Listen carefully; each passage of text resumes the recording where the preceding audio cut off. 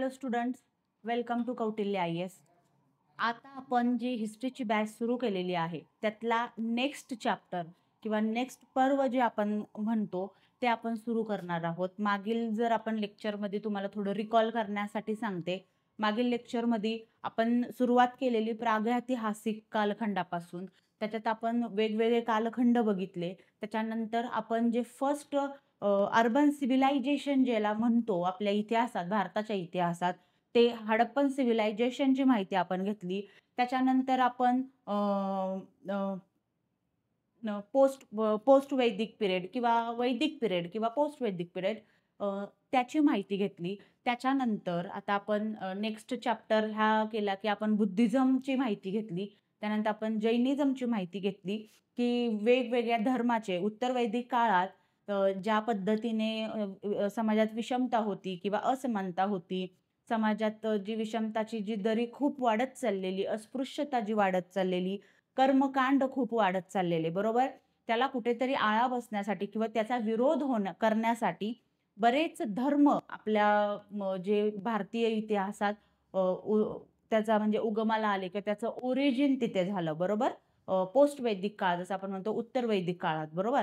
तर मग त्या उत्तर वैदिक काळाचीच जी सुरुवात झालेली, त्याच्यानंतर आपण म्हणजे त्याच वेळेस जैनिझम उदयाला आले, बौद्धिझम उदयाला आले आणि त्याच टाइम पिरियडमध्ये खूप म्हणजे आता जसं आपण उत्तर वैदिक काळात पाहिलं की समूह होते लोकांचे किंवा एक समाज असा वेगवेगळ्या गटात विभागला गेलेला, बरोबर. तर त्यावेळेस तिथे म्हणजे आता एक समूह आहे, जन, लोकांचा समूह, त्याला जन, बरोबर, जन. आणि त्या म्हणजे त्या लोकांचा एक कुणीतरी राजा किंवा एक कार्यकर्ता अशा ज्या पद्धतीचे हे होतं त्याला जनपद म्हणजे लोकांच्या समूहाचं काम करणारा किंवा त्याचं अध्यक्षपद भूषवणारा किंवा तो राजा, त्या असे मिळून काही वेगवेगळे जनपद तयार झालेली, बरोबर. आणि ती जनपद का तयार झालेली म्हणजे कशी तयार झालेली, तर फॉर एक्झाम्पल तुम्हाला सांगते की बाबा छोटे खूप समूह आहेत किंवा गट आहेत लोकांचे, ठीक आहे. आता त्या दोन गटांमध्ये एकमेकांचं संरक्षणासाठी म्हणजे आपलं स्वतःचं संरक्षणासाठी एकमेकांसोबत युद्ध होत होती. आता युद्ध त्यांची कशी होत होती की असं नाहीये की शस्त्र, घोडे, हत्ती वगैरे ही जी आपण युद्ध जे आपल्या डोक्यात जी कल्पना आहे युद्धांची, त्या पद्धतीने युद्ध होत नव्हते. मग ते युद्ध कुठल्या ह्यानी होत होती की बाबा आपली जी गायी आहेत, आता तुम्हाला जसं मी उत्तर वैदिक काळात सांगितलेलं की गाय हा खूप इम्पॉर्टंट, नाही वैदिक काळात मी तुम्हाला सांगितलेलं की गाय हा खूप इम्पॉर्टंट ऍस्पेक्ट होता त्यांच्यातला, की गायीमुळे बऱ्याच समूहामध्ये, बऱ्याच गटांमध्ये भांडणं झालते किंवा युद्ध, जे शत्रुत्वाचं जे नातं होतं ते तयार झालं. उत्तर वैदिक पिरियडमध्ये काय झालं की गायीला थोडंसं म्हणजे गायीला महत्त्व होतंच, पण गायीला घेऊन जे युद्ध किंवा जे शत्रुत्व होत होतं ते आता थोडंफार कमी प्रमाणात झालेलं. आणि म्हणजे त्याच जागी जी कारणं होती, जी शत्रुत्वाची किंवा जी युद्धाची जी कारणं होती ती बदलत गेली. मग ती आता कशी बदलत गेली की जागेसाठी, जमिनीसाठी आपली एक सत्ता, आता जसं मी म्हणते की जनपद तयार झाली त्यावेळेस आणि त्या जनपदाची काहीतरी एक विशिष्ट अशी ठराविक जागा असेल, बरोबर. तर त्या जागेचं संरक्षण करण्यासाठी, त्या म्हणजे परिसराचं संरक्षण करण्यासाठी, तेवढा जो प्रदेश होता त्याचं संरक्षण करण्यासाठी बरीच म्हणजे आता समजा एखादा गट आहे त्यातले मग काही लोक म्हणजे काही लोकांनी मिळून त्यांचा राजा घोषित केला. त्याच्यानंतर काही जी होती ती युद्धासाठी मदतीला म्हणून सैनिक म्हणून मदत करायला लागली, बरोबर. अशा वेगवेगळ्या पद्धती आपल्या समाजात, जसं आत्ताचा जो आपला समाज आहे तो आपण म्हणतो की मॉडर्न, बरोबर, एकदम मॉडर्न समाज झालेला आहे. तर ते मॉडर्न समाजाची सुरुवात त्या काळी कुठेतरी व्हायला सुरुवात झालेली, बरोबर, असं आपण म्हणू शकतो. तर त्याच वेळेस कसं झालेलं की आता जनपद सुरू झालेली आहेत, ओके. तर मग जनपद म्हणजे काही लोकांच्या भागाचा जो प्रदेश होता त्याला जनपद म्हणून हे झालं. पण आता तीच जनपद खूप मोठ्या प्रदेशात पुरती मर्यादित म्हणजे ती जनपद काही छोट्याशा प्रदेशासाठी मर्यादित न राहता बराच प्रदेश कॅप्चर केलेला. आता एखादा समूह आहे, तिथला जो राजा आहे त्याने त्याचा प्रदेश वाढवण्यासाठी अजून दुसरे जे छोटे-छोटे प्रदेश होते ते त्याच्यात म्हणजे विलीन करून घेतले. तर ते एक मोठं प्रदेश झालेला आहे.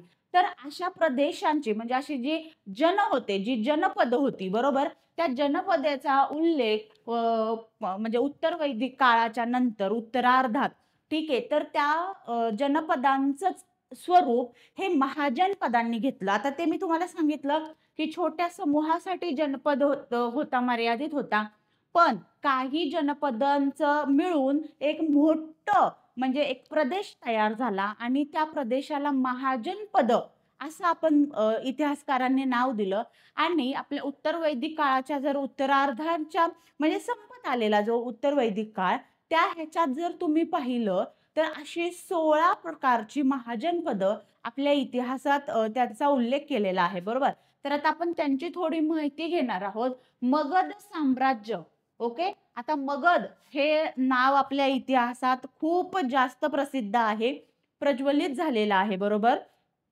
तर त्याचं म्हणजे त्याची काय म्हणतात त्याला एक आयडिया किंवा आयडिया जरी नसेल, तरी मी तुम्हाला ते एक्सप्लेन करून सांगणार आहे, की ते मगध साम्राज्य जे आहे, ते कसं तयार झालेलं आहे. ही 16 महाजनपदं जी आहेत, ती कशी तयार झालेली आहेत, ओके. तर त्याची आपण आज माहिती घेणार आहोत, की मगध साम्राज्य आणि महाजनपदाचा उदय कसा काय झालेला आहे, ओके. इथं जर तुम्हाला दिसत असेल, तर तुम्ही वाचू शकता. वैदिक काळाच्या उत्तरार्धात ठीक आहे, महाजन पदाचा उदय झाला. प्रारंभी अनेक जनपदे अस्तित्वात होती. म्हणजे आधी महाजनपदे उदयास यायच्या आधी जनपद ही अस्तित्वात होती आणि जनपदच एकमेकांमध्ये विलीन होऊन महाजन पदाचा उदय झालेला आहे. ओके. पण काळाच्या ओघात काही शक्तिशाली जनपदांनी महाजन पदाचा दर्जा प्राप्त केला. आता फॉर एक्झाम्पल मी जसं सांगितलं, की एक जनपद आहे. ठीक आहे आणि त्या जनपदानी म्हणजे तिथला जो राजा आहे जो कार्यकर्ता आहे त्यानी अ, जे आजूबाजूचे छोटे-छोटे गट होते किंवा छोटे-छोटे प्रदेश होते, ते कॅप्चर करायला सुरुवात केली. का? तर त्या स्वतः थोडं शक्तिशाली बनण्यासाठी, बरोबर? शक्तिशाली बनण्यासाठी ते छोटे-छोटे जे गट होते, छोटे-छोटे जे प्रदेश होते, ते कॅप्चर करायला सुरुवात केली आणि एक मोठं शक्तिशाली महाजनपद तयार झालं. अशा पद्धतीने सॉरी. अशा पद्धतीने 16 महाजनपदांचा उल्लेख आपल्या इतिहासात केलेला आहे. उल्लेख प्राचीन ग्रंथांमध्ये आढळतो. हे महाजनपद भारताच्या विविध भागात विखुरले होते. म्हणजे पूर्ण भारताचा जर मॅप पाहिला, तर वेगवेगळ्या ठिकाणी ही महाजनपदे होती. पण सर्वात महत्त्वाचं जी खूप महत्त्वाची जी महाजनपदं आहेत, ती जर तुम्ही पाहायला गेलात, तर जे गंगा नदीचं जे खोरं आहे, गँगेटिक प्लेन जो आहे, बरोबर त्या ठिकाणी उदयाला आलेली आहेत. आता ती उदयाला तिथेच का आलेली आहे? तर हाही प्रश्न पडू शकतो, बरोबर? आणि त्याचंही जे आपला डिस्क्रिप्टिव्ह पॅटर्न आहे किंवा यू-पी-एस-सी आहे, यू-पी-एस-सीच्या मेन्सला ह्या प्रकारचे प्रश्न आयोगाने विचारलेले आहेत, की जी महाजन पदं आहेत किंवा सेकंड अर्बनायझेशन जे आपण म्हणतो इतिहासातलं आपलं, जे त्या महाजन पदाच्याच म्हणजे काय म्हणतात त्याला हेल्पनी किंवा त्या महाजन पदाच्या स्वरूपाने जे सेकंड अर्बनायझेशन इतिहासात आपण वर्णन केलेलं आहे किंवा त्याचे पुरावे भेटलेले आहेत. ते ते गँगॅटिक प्लेन्स म्हणजे गंगा नदीच्या खोऱ्याच्याच त्या प्रदेशात का तयार झालेले आहेत. तर त्याची बरीच कारणं आहेत. जसं की सर्वात महत्त्वाचं जर बघायला गेलं, तर गंगा नदीची खोऱ्याची जी जमीन आहे किंवा ती जी माती आहे, ती खूप सुपीक पद्धतीची होती. बरोबर नदीने जे गाळ जो पाण्यावाटे वाहून आणलेला त्याचं ते संचन तिथे झालेलं आहे. जिओग्राफीमध्ये तुम्ही ह्या गोष्टींचा अभ्यास करणारच आहात, की गाळाचा प्रदेश तिथं तयार झालेला आहे आणि जी गाळाची जमीन असते ती खूप उपजाऊ असते, खूप सुपीक असते. म्हणून तिथे काय झालेलं आहे, आता उत्तर वैदिक काळापासून त्या प्रदेशात लोकं राहत होते. शेतीची म्हणजे जी नव्याने विकसित झालेली जी आपण जसं म्हणणार आपल्या आत्ताच्या ह्याच्यात जर म्हणणार की टेक्नॉलॉजी ठीक आहे किंवा नवीन जी पद्धती टेक्नॉलॉजी शब्द चुकीचा ठरेल. जी नवीन पद्धती माणूस शिकत होता, तिथला जो समूह होता तो शिकत होता. त्याने काय झालेलं आहे शेतीचा भरपूर प्रमाणात विकास झालेला आहे. आणि सेकंड कारण जर तुम्ही विचारात घ्याल, तर त्या ट्रान्सगँगॅटिक प्लेनमध्ये आयर्नचा शोध लागलेला. लोह लोह जे धातू आहे त्याचा तिथे शोध लागलेला आणि त्याच्यामुळे काय झालं, शेतीची जी अवजारं होती, ठीक आहे, ती जास्त प्रमाणात त्याचं उत्पन्न होऊ लागलं. शेती खूप कमी श्रमात किंवा खूप कमी कष्टात जे कंपॅरिझनली जे आधी शेतीमध्ये त्यांना जी कष्ट करायला लागत होती, ठीक आहे, त्या कंपॅरिझनमध्ये उत्तर वैदिक काळाच्या उत्तरार्धात काय झालं, की बाबा लोखंडाचा शोध लागलेला आहे. लोखंडाचा शोध लागल्याच्या नंतर त्यांनी शेतीची अवजारे बनवायला सुरुवात केलेली आहेत आणि अवजारे बनल्यामुळे शेतीचं जे उत्पन्न होतं, ते अधिकाधिक वाढू लागलेलं आहे आणि आता शेतीचं उत्पन्न वाढू लागलेलं आहे. त्याच्यामुळे काय झालेलं आहे, आपोआपच व्यापार वाढलेला आहे तिथे. बरोबर व्यावसायिकांना नवीन जी कामं जी आहेत ती मिळू लागलेली आहेत किंवा जे व्यापारी आहेत त्यांचा व्यापार वाढू लागलेला आहे आणि सर्वात इम्पोर्टंट जर आता तुम्ही पाहिलं आपल्या ह्याच्यात सुद्धा महाराष्ट्रात जर हे केलं, तर जसं मुंबई आहे, पुणे आहे, नागपूर आहे. अ, तिथल्या लोकांची जर लोकसंख्या वाढायचं जर कारण बघितलं, तर सर्वात मूळ कारण काय असतं, की आपली जी शेजारची, आजूबाजूची एक शहर आहे, प्रमुख मुख्य शहर आहे आणि त्याच्या शहराच्या आजूबाजूचा जो गावाचा प्रदेश आहे, तालुका लेव्हल आहे, बरोबर? तिथली लोकं काय करत आहेत, नवीन काम मिळण्यासाठी, चांगलं उत्पन्न मिळण्यासाठी, बरोबर, काही तर म्हणजे मनोरंजनाच्या गोष्टींसाठी, म्हणजे लाईफस्टाईल एक आपली चांगली होण्यासाठी गावाकडून लोकं शहराकडे हे करत आहेत, वाटचाल करत आहेत किंवा स्थलांतरित होत आहेत आपण त्यांना म्हणू शकतो, बरोबर? आता सर्वात इम्पोर्टंट इथं सुद्धा हाच फॅक्टर काम केलेला आहे. एका ठिकाणी जसं की आता एखादं शहर आहे. मी आता त्या शहरांची नावं तुम्हाला पुढे सांगणार आहे. पण आता मी तुम्हाला एक बेसलाईन तुमची क्लिअर करत आहे किंवा एक फाउंडेशन तयार करत आहे. त्याच्यामुळे मी तुम्हाला उदाहरण देतेय, की एखादा तिथला प्रदेश आहे, बरोबर? गंगा नदीच्या खोऱ्यातला एखादा प्रदेश आहे. तिथे शेती खूप चांगल्या पद्धतीने चाललेली आहे. व्यापार खूप चांगल्या पद्धतीने सुरू आहे. व्यावसायिकांना वेगवेगळ्या पद्धतीने तिथे कामं मिळायची संधी उपलब्ध झालेली आहे. त्याच्यामुळं काय झालेलं आहे, आजूबाजूचा जो प्रदेश आहे, ओके, तिथली लोकं सुद्धा स्थलांतरित होऊन त्या नगरात म्हणजे ती वास्तव्य करायला लागलेली आहेत किंवा त्या नगरात ते ट्रान्सफर झालेले आहेत, बरोबर? तर तिथं एक मोठं शहर तयार झालेलं आहे. समजतंय का? तर अशाच पद्धतीने मोठा प्रदेश एका नगरात किंवा एका शहरात विलीन होत आहे किंवा चेंज होत आहे त्याच्यात, बरोबर?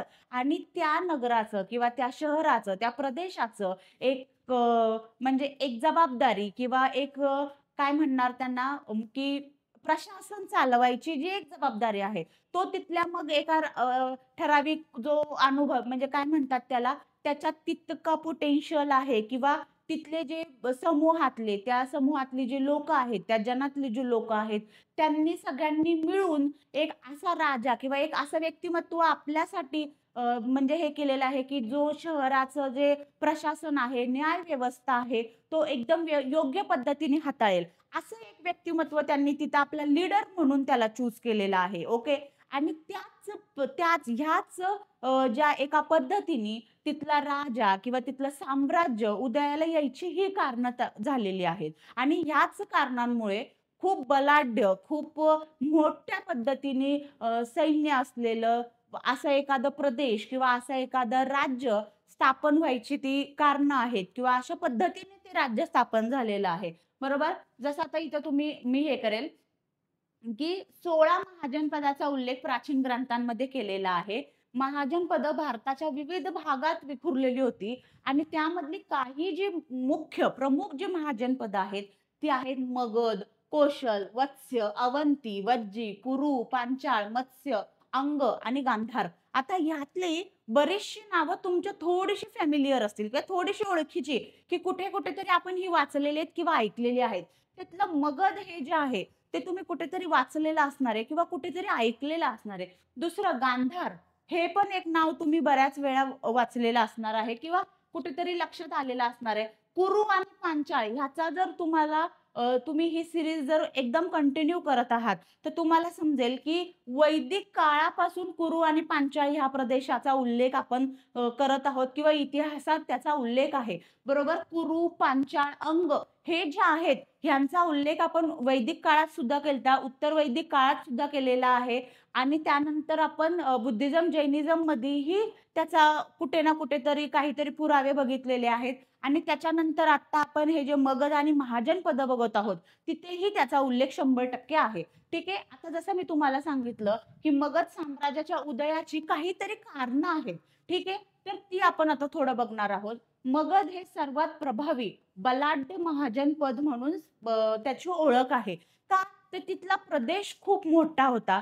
प्रदेशात उपजाऊ जमीन जसं आपण मी सांगितलं शेती खूप चांगल्या पद्धतीने होती. जे अवजारे बनवायची जी त्यांना म्हणजे लोखंडाचा शोध लागल्यामुळे अवजारांचा खूप चांगल्या पद्धतीने त्यांनी उपयोग केलेला. त्यांचं तिथे सैन्य तयार झालेलं आणि त्याच्यामुळे बलाढ्य इतिहासातलं सर्वात बलाढ्य त्या काळातलं जर साम्राज्य म्हणून जर कशाचा उल्लेख होतो, तर तो मगध साम्राज्याचा होतोय. याचे भौगोलिक स्थान जसं आता मी फर्स्ट टाईम तुम्हाला सांगितलं, की गंगा नदीच्या खोऱ्यात हे झालेलं आहे. तसं भौगोलिक स्थान त्याचं जर बघितलं, तर ते आधुनिक बिहार राज्यात आहे. आत्ताचं बिहार जे स्टेट आहे, बिहार राज्य जे आहे, तिथे मगध राज्याचा म्हणजे उल्लेख होतो, की म्हणजे त्या काळी ते बिहारमध्ये मगध राज्य होते कुठेतरी. ओके. त्याच्यात मगध सामर्थ्य वृद्धीमागे अनेक कारणे होती. उपजाऊ जमीन जसं मी तुम्हाला फर्स्ट टाईम सांगितलं, की गंगा नदीच्या खोऱ्यात असल्यामुळे गाळाची जमीन होती तिथे, उपजाऊ जमीन होती. लोखंडाच्या सुलभ खाणी, लोखंड खूप इझी त्यांना अवेलेबल होत होतं. त्याच्यामुळे अवजारं बनवणं, शेतीची अवजारं बनवणं, हत्यारं बनवणं खूप जास्त सुलभ किंवा सोयीस्कर झालेलं त्यांच्यासाठी.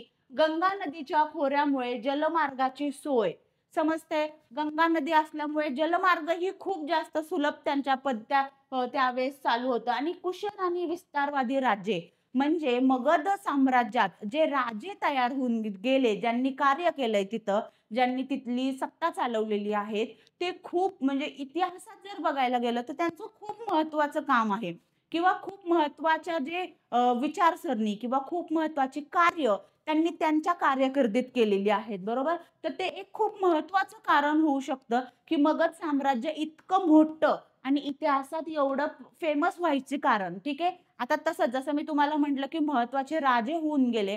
त्यातले सर्वात महत्त्वाचं जर म्हटलं, तर बिंबिसार राजा जो होता. ठीक आहे. मगधवर सर्वप्रथम बिंबिसार यांनी राज्य केले. तो हर्यनका वंशाचा होता. हर्यनका आपण जर बघितलं, ठीक आहे. तर जे आपण जसं आपण बुद्धिझममध्ये सुद्धा बघितलेलं, की जे गौतम बुद्ध होते ते शाक्य कुळातले होते. बरोबर? तर तसेच त्या पिरियडमध्ये किंवा त्या टाईमलाईनमध्ये बरेच कुळं जसं आता आपण वैदिक काळात बघितलेलं कुळं, वेगवेगळी कुळं स्थापन झालेली. त्याची एक मान्यता तिथे झालेली, की वेगवेगळ्या कुळांमधले हे आहेत. क्षत्रिय लोकांमधली. बरोबर? तर त्याच ह्याच्यात जसं आपण गौतम बुद्धांचं बघितलेलं, की ते शाक्य कुळातले होते. आता तसंच जर म्हणजे मगधमध्ये जे सर्वात महत्त्वाचे राजे होते बिंबिसार, ते हर्यनका डायनेस्टी किंवा हर्यनका वंशातले होते, असं आपण म्हणू शकतो. त्यांनी आपल्या साम्राज्याचा विस्तार विवाह संधी, मैत्री संधी आणि युद्ध यांच्याद्वारे केला. आता म्हणजे जसं आपण म्हटलं, की बाबा आपला प्रदेश ठीक आहे, एक प्रदेश आहे ठराविक आणि तो प्रदेश आपल्याला वाढवायचा आहे. ठीक आहे. तर त्याच्या म्हणजे कुठल्या आपण पर्यायाने, कुठल्या पद्धतीने ते प्रदेश वाढणार आहे. तर सर्वात महत्त्वाचं हे नाही, की प्रत्येकच वेळेस युद्धच होतील. बरोबर? की नेहमी युद्ध केलेत आणि तो युद्धात हारलेला प्रदेश आपल्या प्रदेशात विलीन करून घेतलेला आहे. नेहमी हे चालत नव्हतं. कधीतरी जो युद्ध करणारा राजा आहे, तो बलाढ्य असू शकतो. आपलं राज्य त्याच्यात थोडंसं विलीन होऊ शकतं. तर त्याच्याच सोबतीला जर अजून आपला प्रदेश वाढवायचा आहे, तर मग अजून दुसऱ्या कुठल्या मार्गाने आपण आपला प्रदेश वाढवू शकतो? तर त्यावेळेस बिंबिसार जो राजा होता, त्यांनी काय केलं तर विवाह संधी म्हणजे एखादा प्रदेश आहे, तिथले एखादा राजा आहे, बरोबर? त्यांची एखादी राजकन्या आहे, तर त्या राजकन्येशी विवाह करायचा आणि त्यांच्याशी मैत्रीत्वाचं नातं, ठीक आहे? म्हणजे तोही प्रदेश आपल्या प्रदेशात विलीन करून घ्यायचा. ओके. त्याच्यानंतर मैत्री, एखादा राजा आहे त्याच्यासोबत मैत्रीचं हे आहे, त्याला मदत केली आपण, त्याच्यावर दुसऱ्या एका शत्रूने त्याच्या आक्रमण केलेलं आहे. त्या आक्रमणामध्ये, त्या युद्धामध्ये आपण त्यांना मदत करून, आपण त्यांना हेल्प करून ते राज्य सुद्धा मैत्रीच्या संधीने ते राज्य आपल्या राज्यामध्ये, आपल्या प्रदेशामध्ये विलीन करून घ्यायचं. अशा पद्धतीने बिंबिसार राजाने आपला प्रदेश खूप मोठ्या पद्धतीने वाढवलेला. बरोबर. आणि त्याच्यामुळेच मगध हे साम्राज्य जे आहे ते खूप बलाढ्य असं साम्राज्य म्हणून त्याची इतिहासात ओळख आहे. ओके. जसं की हे आहे की बिंबिसार राजाने विवाह संधी, मैत्री संधी आणि युद्ध याच्याद्वारे त्या जे राज्य होतं, मगध साम्राज्य होतं ते वाढवायचा प्रयत्न केलेला. त्यांचा पुत्र अजातशत्रू, आता हा जो राजा आहे त्याची ही खूप इतिहासात खूप महत्वाची भूमिका आहे किंवा खूप महत्वाचा उल्लेख अजातशत्रूचा ही केलेला आहे. ठीक आहे. आता आपण हे पुढे बघणार आहोत. आणि म्हणजे बिंबिसारचे वडील म्हणजे बिंबिसार हे वडील होते म्हणजे, आणि त्यांचा जो मुलगा आहे, त्यांचा जो पुत्र आहे अजातशत्रू. ठीक आहे. आता वडिलांनी साम्राज्य, मगध जे साम्राज्य होतं ते खूप बलाढ्य केलेलं. ठीक आहे. पण त्यांच्याही पेक्षा जास्त बलाढ्य साम्राज्य हा त्यांचा जो पुत्र होता अजातशत्रू त्यांनी केलेलं त्यांच्या कारकिर्दीत. ठीक आहे. इथे लिहिलेलं आहे की अजातशत्रू हा आणखी बलाढ्य राजा ठरला गेला त्या इतिहासात. ओके. पुढे शिशुनाग आणि नंद वंशाने मगधची सत्ता चालवली. ठीक आहे. आता जसं हरियाणा वंशातले आपण म्हणतोय बिंबिसार आहेत, अजातशत्रू आहेत. ठीक आहे. त्याच्यानंतर मगधवर दुसरे जे वंशज आले ते कुठले होते? ते शिशुनाग आणि नंद. आपण यांची पुढे डिटेलमध्ये माहिती घेणार आहोत. एक आपण याचा ओव्हरलुक आता इंट्रोडक्शन घेत आहोत की मगध साम्राज्य जे आहे ते कसं वाढलेलं आहे, त्याचा विस्तार कसा झालेला आहे. ओके. तर मगधवर त्यानंतर जर सत्ता कुणी केली तर ते शिशुनाग वंश एक होते आणि नंद वंश हे होते ज्यांनी मगधमध्ये सत्ता चालवली. ठीक आहे. मगधचा सर्वात वैभवशाली काळ हा मौर्य साम्राज्याच्या स्थापनेनंतर आला.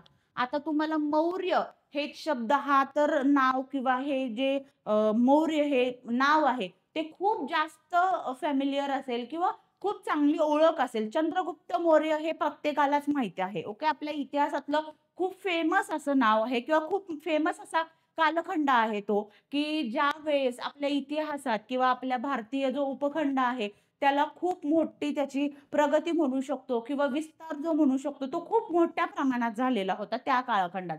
बरोबर. तर नंतर जसं आपण म्हणतोय की मगधचा सर्वात वैभवशाली काळ हा मौर्य साम्राज्याच्या स्थापनेनंतर झाला, जेव्हा चंद्रगुप्त मौर्य आणि नंतर अशोकाने एका विशाल साम्राज्य उभं केलं. ओके. एक विशाल साम्राज्य उभं करण्यास सर्वात महत्वाचा पहिला वाटा जो होता तो बिंबिसार आणि त्याच्यानंतर त्यांचे जे पुत्र होते अजातशत्रू ह्यांचा होता. त्याच्यानंतर शिशुनाग आणि नंद वंश झाले आणि नंदानंतर नंद डायनेस्टी ज्यावेळेस संपली. ठीक आहे. त्यानंतर नंद डायनेस्टीच्या जो राज झाला आणि त्याच्यानंतर जे मौर्य राज्य जे स्थापन झालेलं आहे त्याच्यात सर्वात महत्वाचे जे चंद्रगुप्त मौर्य होते किंवा अशोक राजा होते. आता अशोकही तुम्हाला खूप चांगले परिचित असतील. तर त्यावेळेस त्यांच्या जे कारकिर्दीत ते जे मगध साम्राज्य होतं ते खूप मोठ्या प्रमाणात बलाढ्य झालेलं आहे किंवा विस्तार झालेला आहे. ठीक आहे. मगध साम्राज्याच्या यशाने इतर महाजनपदांना गळती लागून आणि अखेर भारतात एक साम्राज्य एकत्रित स्वरूपात उदयास आलं. जसं मी लेक्चरच्या सुरुवातीला सांगितलं, जनपद होती. जनपद एकमेकांमध्ये विलीन होऊन काही महाजनपद तयार झाली. आता सेम काही महाजनपद जी खूप बलाढ्य होती त्यांनी जी छोटी महाजनपद होती त्यांच्यासोबत युद्ध करून तो प्रदेश किंवा ते महाजनपद सुद्धा आपल्या साम्राज्यात विलीन करून घेतलेला आहे. ठीक आहे. आणि त्याच्यामुळे काय झालेलं आहे, आता मगध साम्राज्य खूप मोठं बलाढ्य झालेलं आहे. पण त्याच सोबत जी दुसरी छोटी-छोटी जी महाजनपद होती आपण बघणार आहोत. एकूण 16 महाजनपद आहेत. तर ती जी महाजनपद छोटी होती ते सगळी ह्या आपल्या मगध साम्राज्यामध्ये विलीन होऊन गेलेली आहेत. ओके. तर ती आपण बघणार आहोत. जसं बघा आता मोठ्या राज्याच्या उदयाची कारणे काय आहेत हे मी सुरुवातीलाच तुम्हाला सांगितलं. अनुकूल स्थान, गंगा खोरे सुपीक होते आणि लोखंडाचं उत्पादन केंद्राच्या जवळ होते. बरोबर. की म्हणजे गंगा नदी होती, लोखंडाच्या खाणी खूप जास्त अवेलेबल होत्या, योग्य पद्धतीने खूप इझिली त्यांना अवजारं तयार करता येत होती. युद्धासाठी जी हत्यारं आहेत ती तयार करता येत होती. म्हणजे सॉरी, गंगा नदीच्या खोऱ्यात शेती चालत असल्यामुळे शेतीचं उत्पन्न खूप चांगल्या पद्धतीने येत होतं. व्यापार खूप चांगल्या पद्धतीने चाललेला. व्यापार चाललेला म्हणून जे राज्यकर्ते होते, जो राजा होता, त्याला कर चांगल्या पद्धतीने भेटत होता. त्या कराचा उपयोग तो युद्ध काळात करत होता आणि अशी कारणं आहेत, ज्याच्यामुळे मगध साम्राज्य खूप बलाढ्य होत गेलं, बरोबर? त्यानंतर लोखंड तंत्रज्ञानाचा विकास. लोखंडी साधनामुळे शेती सुधारली, अन्नधान्याची जास्त उत्पादनं मिळवता आली, अधिशेष संकलन शक्य झाले, बरोबर? अन्नधान्य म्हणजे साठवून ठेवण्याची जी पद्धत झाली, ती खूप चांगल्या पद्धतीने वाढू लागली. जे लष्करी आणि प्रशासनिक गरजांनाही पूरक ठरले. म्हणजे युद्ध आहे, आपल्याकडे अन्नधान्याचे साठे खूप आहेत, खूप प्रमाणात आहेत. तर युद्धाच्या काळात किंवा लष्करात जे सैन्य होतं, त्यांची जी अन्नधान्याची गरजा होती, ती खूप इझिली पुरवली जात होती, बरोबर? अशी बरीच कारणं होती. यामुळे स्थायिक वसाहतीचा विकास झाला. राज्य होतं, राज्याच्या आजूबाजूचा जो प्रदेश होता, तो स्थायिक वसाहतीमध्ये रूपांतर होत आला. व्यापारी आले, शेतकरी वेगवेगळ्या पद्धतीने शेती करू लागले. ते तिथं व्यापारासाठी येऊ लागले. व्यावसायिक आले, ठीक आहे. म्हणजे जी हस्तकला हे झालेली आहे, आपण बऱ्याच ठिकाणी हस्तकलेचा उल्लेख केलेला आहे. अशी बरीच जी लोकं आहेत, ती त्या परिसरात येऊन राहायला लागली. त्यांच्या वसाहती तयार झाल्या. ओके. त्याच्यामुळे राज्यात म्हणजे जी मोठी राज्य आहेत, ती खूप अजून जास्त काय म्हणणार त्यांना डेव्हलप्ड होत गेली किंवा खूप बलाढ्य होत गेली. ठीक आहे. प्रशासनिक केंद्र म्हणून शहरांचा विकास झाला. जसं आपण मगासपासून म्हणतोय, की प्रशासन चालवायचं आहे, तर तो एका नगराच्या मध्यभागी किंवा शहराच्या रूपात म्हणजे शहरामध्ये तो चांगल्या पद्धतीने सुरू व्हायला लागला. मोठ्या राज्यांमध्ये शहराची स्थापना झाली. मी हे जे सांगत आहे ना, एक्सप्लेन करत आहे, तेच म्हणजे तुम्हाला असं वाटेल, की म्हणजे नाही का जे इथे लिहिलेलं आहे तेच आहे. मी तुम्हाला आधी सांगत आहे आणि मग ते बघत आहे. तर ते थोडंसं लक्षात घ्या, की मी आधी तुम्हाला सगळ्या गोष्टी एक्सप्लेन करत आहे आणि नंतर इथले जे पॉइंट्स आहेत, जे महत्त्वाचे आहेत, ते तुम्हाला सांगत आहेत आणि तुम्हाला तेवढंच फक्त लक्षात ठेवायचं आहे. ठीक आहे.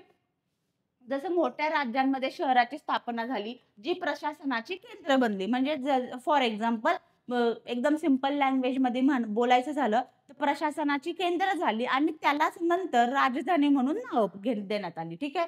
यामुळे जनतेची निष्ठा त्यांचे वंश, कुळ पेक्षा जनप्रदेशकडे जास्त वळाले. म्हणजे जे कुळ होतं, वंश होतं, त्याच्यापेक्षा जो जनपद म्हणजे काय, की एक मोठा प्रदेश. ठीक आहे. जसं इथं सांगितलेलं आहे. जनपद म्हणजे प्रदेशाकडे जास्त वळली. कुळ सोडून तो जो प्रदेश होता, जनप्रदेशात जास्त वळायला लागले. बरोबर? आता जसं मी तुम्हाला सांगितलं, की 16 महाजनपदे होती. ठीक आहे. तर ही महाजनपदे जी आहेत, ते इसवी सन पूर्व 500 ह्या काळात उदयाला आलेली आहेत. ठीक आहे. त्याचे पुरावे त्यावेळेस म्हणजे पुरावे भेटलेले आहेत, की अंदाजे 500 इसवी सन पूर्व 500 मध्ये ही महाजनपदे असावीत. ओके.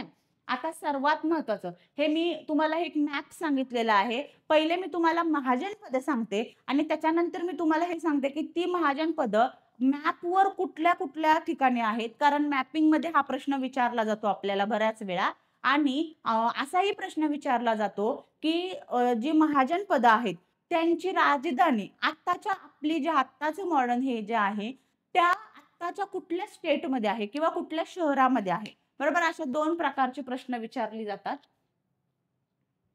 तर आता ही 16 महाजनपदं आहेत आणि हा पूर्ण म्हणजे पूर्णपणे पाठांतराचा विषय आहे.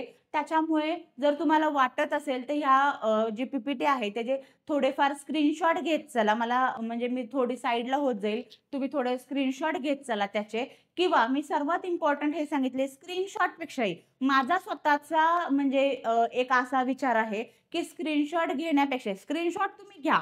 त्याच्याबद्दल वाद नाही. पण ना तुम्ही थोडंसं तुमच्या नोटबुकमध्ये ना हे थोडं रायटिंगमध्ये नोट डाउन करत चला. जेणेकरून ना म्हणजे डबल तुमची एक्सरसाइज होणार आहे. तुम्ही लिहिताय आणि तुम्ही बघताय, तुम्ही ऐकताय ह्याच्यात तुमचाच फायदा आहे, की तुमची डबल रिव्हिजन होणार आहे आणि तुमच्या इझिली लक्षात राहणार आहे ती गोष्ट, बरोबर? तर आता 16 महाजनपद जी आहेत ना, ती बघू. थोडंसं त्यांची फक्त नावं लक्षात ठेवायचा प्रयत्न करा. ठीक आहे? जसं सर्वात महत्त्वाचं आणि सर्वात पहिलं जे आपण म्हणतो आहे, की मगध साम्राज्य किंवा मगध महाजनपद. ठीक आहे. एक महाजन सर्वात पहिलं महाजनपद आहे मगध, ज्याचं आधुनिक जर स्थान आजच्या ह्याच्यातलं जर स्थान बघितलं, तर पटना आणि गया. ठीक आहे. ह्या जो प्रदेश आहे पटना आणि गया त्यामध्ये आहे आणि ते स्टेट कुठलं आहे? बिहारमध्ये. पटना आणि गयाचा जो प्रदेश आहे, तिथं मगध साम्राज्य होतं किंवा मगध महाजनपद होतं असं आपण म्हणू शकतो. मगध महाजनपदाची राजधानी कोणती होती किंवा प्रमुख शहर कोणतं होतं? तर राजगृह. आता हे राजगृह हे जे नाव आहे ते आपण बुद्धिझममध्ये सुद्धा बऱ्याच वेळा त्याचा उल्लेख केलेला आहे. तर ते थोडंसं लिंक करा. ठीक आहे. आठवायचा प्रयत्न करा, की राजगृह नाव मी आधी सुद्धा ऐकलेलं आहे किंवा आधी सुद्धा वाचलेलं आहे. तर ते मी कुठं वाचलेलं आहे. ओके. आणि त्याची जी वैशिष्ट्य मगध साम्राज्य, मगध महाजनपदाची जी वैशिष्ट्य आहेत, ती कोणती आहेत ते आपण बघणार आहोत. जसं की मी तुम्हाला सांगितलं, हर्यनका वंशाचे जे राजे होते बिंबिसार, ठीक आहे. त्यांनी तिथे पहिलं राज्य स्थापन केलेलं किंवा तिथून त्या मगध साम्राज्याची जी प्रगती होती किंवा जो विस्तार होता तो तेव्हापासून सुरू झालेला आहे. हर्यनका डायनॅस्टी याचा आपण पुढे सुद्धा हे बघणार आहोत. त्याचं एक्सप्लेनेशन खूप चांगल्या पद्धतीने सांगणार आहे मी तुम्हाला.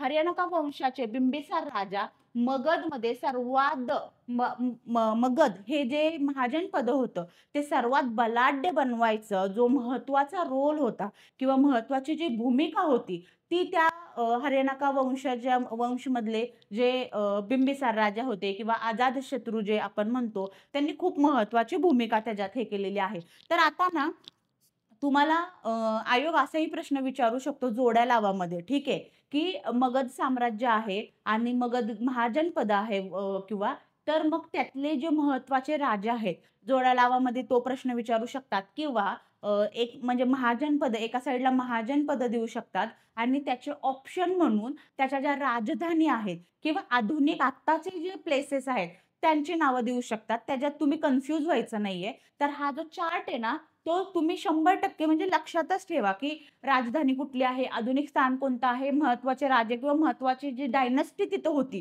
ती कुठली होती, बरोबर? त्याच्यानंतर अंग. ठीक आहे. मगध नंतर दुसरं जे महाजनपद आहे ते आहे अंग आणि त्याची जी आत्ताची जी म्हणजे प्लेस आहे, स्थान आहे ते कुठलं आहे? मोंगेर किंवा भागलपूर, जे की आत्ताच्या बिहारमध्येच आहे. बरोबर? आणि त्याची जी महत्त्वाची राजधानी म्हणजे तिथली अंग ह्या जे महाजनपद आहे, ती जी राजधानी होती, ती होती चंपा. ठीक आहे.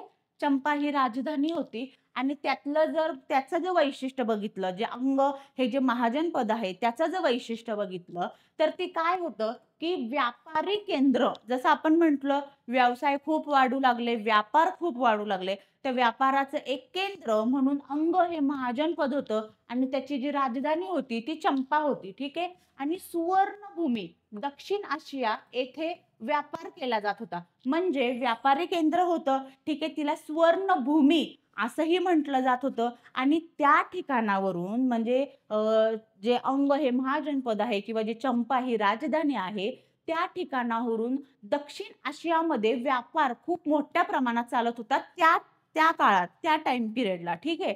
तर हे खूप महत्त्वाचं वैशिष्ट्य आहे. नेक्स्ट जर आपण बघितलं तर वज्जी. ठीक आहे. वज्जी हे खूप महत्त्वाचं महाजनपद आहे आणि त्याचा जर आत्ताचा हे बघितला भाग, आत्ता जर प्रेझेंटमध्ये जर ती कुठे होती, तर ते तिरहुत विभाग आहे गंगेच्या उत्तरेस. गंगा नदी जी आहे, गंगेच्या उत्तरेस तिरहुत म्हणून प्रदेश आहे. तिथे वज्जी हे महाजनपद होतं. ठीक आहे. आणि त्याची राजधानी वैशाली होती. वैशाली. ठीक आहे. आता हे वैशाली नाव सुद्धा आपण बऱ्याच वेळा जैनिझम, बुद्धिझममध्ये ह्याचा उल्लेख झालेला आहे. तर ते तिथं आठवत चला. मी तिथेही तुम्हाला सांगितलेलं, की नोटमध्ये लिहत चला थोड्याशा. तर आता 2 हे तर तुम्हाला खूप नीट समजलेले आहेत. चंपाबद्दल पण आहे. मी चंपाबद्दल सुद्धा माहिती सांगणार आहे तुम्हाला. पण राजगृह आणि वैशाली ही नावं तर तुमच्या लक्षात असतीलच किंवा तुम्हाला ओळखीची झाली असतील कारण ह्या आधी जे लेक्चर आपण घेतलेले आहेत, त्या लेक्चरमध्ये आपण वारंवार त्या 2 ह्याचा उल्लेख केलेला आहे शहरांचा. ठीक आहे. आता वज्जी जे महाजन पद होतं त्याच्यात सर्वात महत्वाचा राजा चेतक आणि एक महासंघ म्हणून त्याची ओळख होती. म्हणजे तिथले जे राजा होते चेतक राजा म्हणून त्यांची हे होती. लिच्छवी, ज्ञात्रिक आणि वज्जी हे महावीर याच ज्ञात्रिक कुळातले म्हणजे हे 2-3 पॉइंट एकत्र झालेले आहेत. तर मी तुम्हाला ते नीट एक्सप्लेन करून सांगते. त्या जे वज्जी हे जे साम्राज्य होतं, महाजन पद होतं, त्यातले महत्वाचे राजा होते राजा चेतक. ठीक आहे. तो एक महासंघ होता आणि लिच्छवी, ज्ञात्रिक आणि वज्जी हे जे होते ना, म्हणजे ही छोटे-छोटे जनपद होते आणि ती एकत्र येऊन मोठं महाजनपद म्हणून वज्जी हे तयार झालेलं आहे. ठीक आहे. आणि महावीर जे होते ना, ते हे ज्ञात्रिक जसं लिच्छवी, ज्ञात्रिक आणि वज्जी हे जे 3 जनपद होती आणि ती जनपद 3 जनपद एकत्र येऊन ठीक आहे, एकत्र येऊन वज्जी हे एक महाजनपद तयार झालं आणि त्याच महाजनपदातले जे ज्ञात्रिक हे जे आपण जनपद म्हणत आहोत, जे ज्ञात्रिक आहे त्यातलेच जे वर्धमान महावीर जे होते ते त्या कुळातले होते.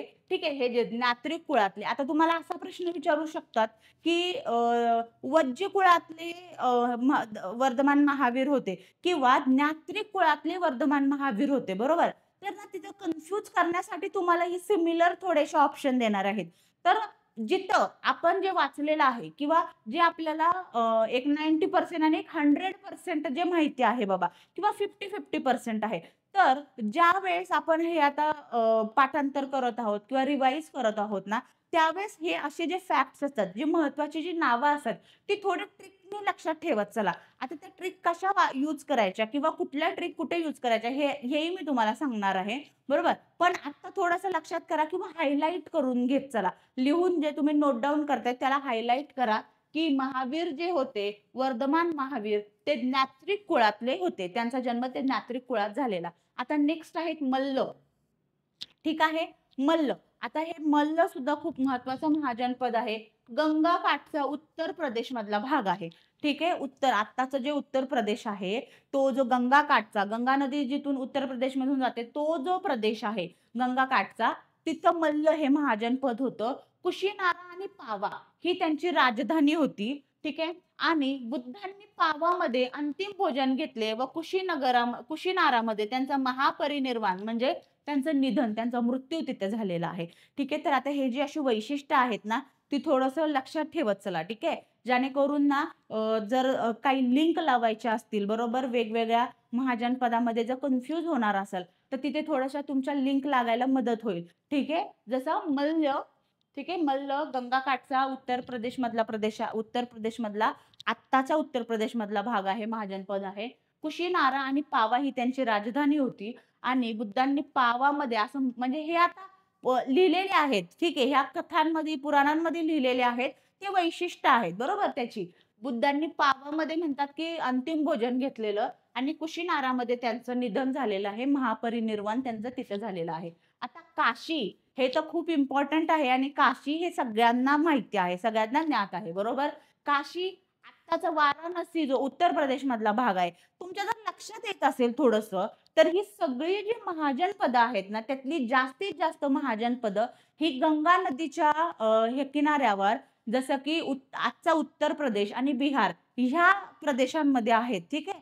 खूप कमी आहेत. एखाद दुसरा असं आहे जे थोडंसं लांब गंगा नदीपासून थोडंसं लांब आहे. ठीक आहे. आता काशी जे आहे ते वाराणसी तुम्हाला सगळ्यांना माहिती आहे. वाराणसी त्याची राजधानी होती आणि राजा कंसाने कोशलामध्ये ते विलीन करून घेतलेलं. ठीक आहे. काशी जे हे आहे ना महाजनपद ते म्हणजे राजा कंस जे होता त्यांनी कोशलामध्ये हे जे महाजनपद होतं ते विलीन करून घेतलेलं. ठीक आहे. हे महत्वाचं आहे. गांधार जसं मी तुम्हाला म्हटलेलं गांधार हे सगळ्यांना माहिती आहे. उत्तर पश्चिम पाकिस्तानात आहे ते. ठीक आहे. आणि त्याची जी राजधानी आहे ती तक्षशिला. आता तक्षशिला हे आपण बुद्धिझम मध्ये शिकलेलो आहोत. लागते का लिंक थोडीशी? बुद्धिझम मध्ये तक्षशिला हे काय आहे? तक्षशिला हे जरा आठवा. जरा आठवण्याचा प्रयत्न करा. लिंक लागेल.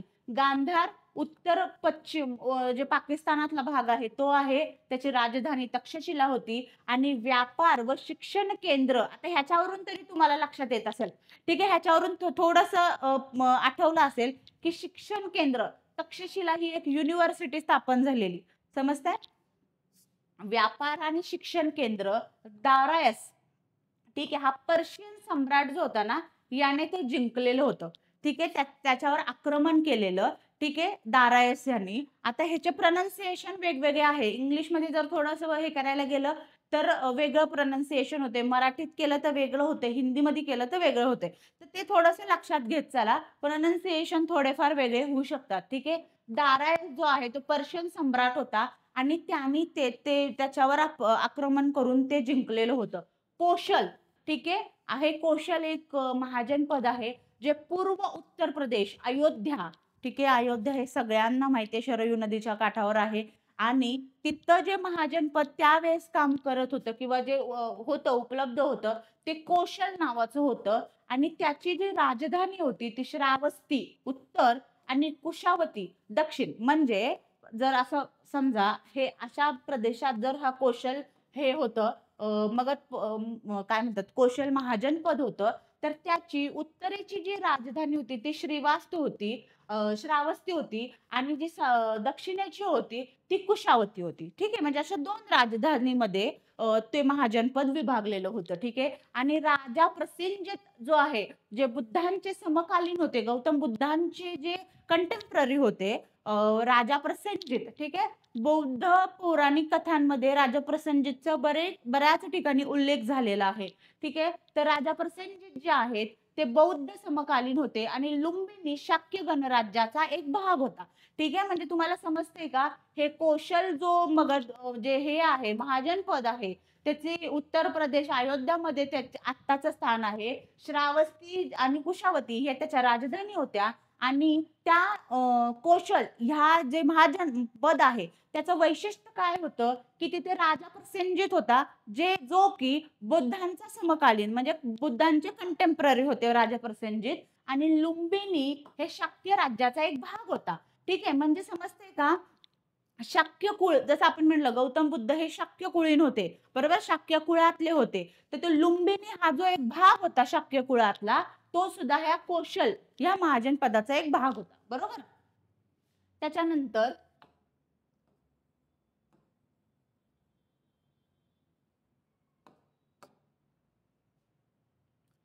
अश्मक किंवा अस्यक म्हणजे वेगवेगळ्या पद्धतीने प्रोनाउन्सिएशन त्याचं होते. अश्मक हे एक महाजनपद होतं.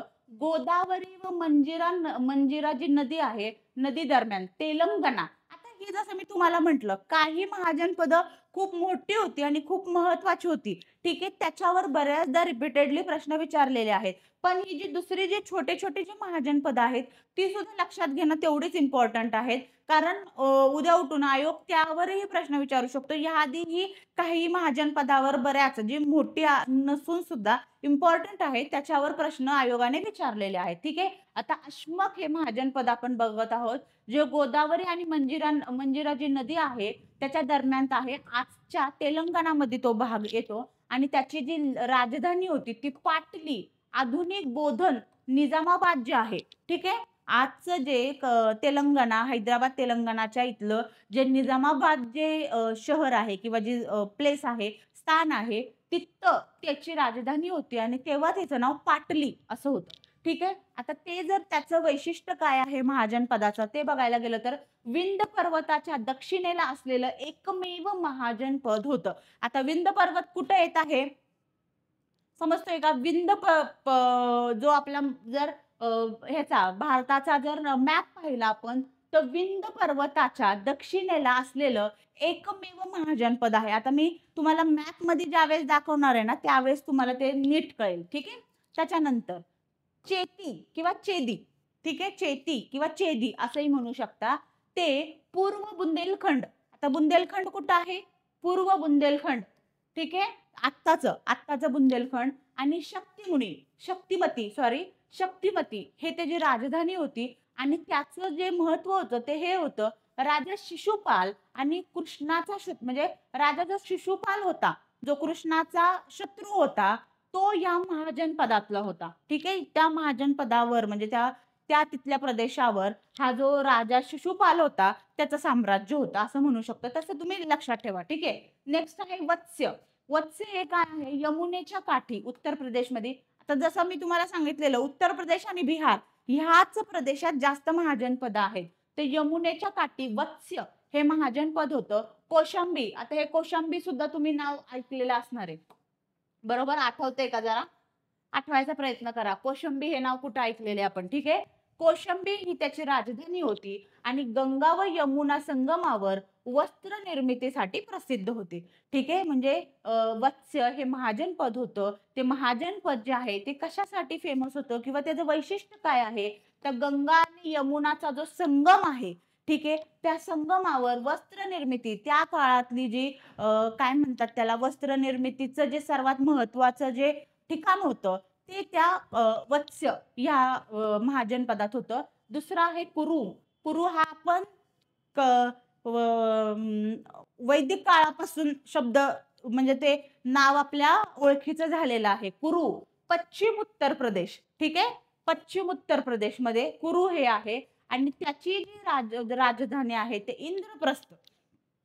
ठीक आहे. बऱ्याच लोकांना माहिती नसेल दिल्लीचं जे जुनं नाव आहे, दिल्लीला जुनं नाव म्हणून जे ओळखलं जातं ते इंद्रप्रस्थ ह्या नावाने दिल्ली ओळखली जाते. ठीक आहे. तर कुरु जे आहे ना ते पश्चिम उत्तर प्रदेशमध्ये आहे. त्याची राजधानी इंद्रप्रस्थ आहे आणि महाभारतात कुरु वंशातील संघर्ष वर्णिलेला आहे.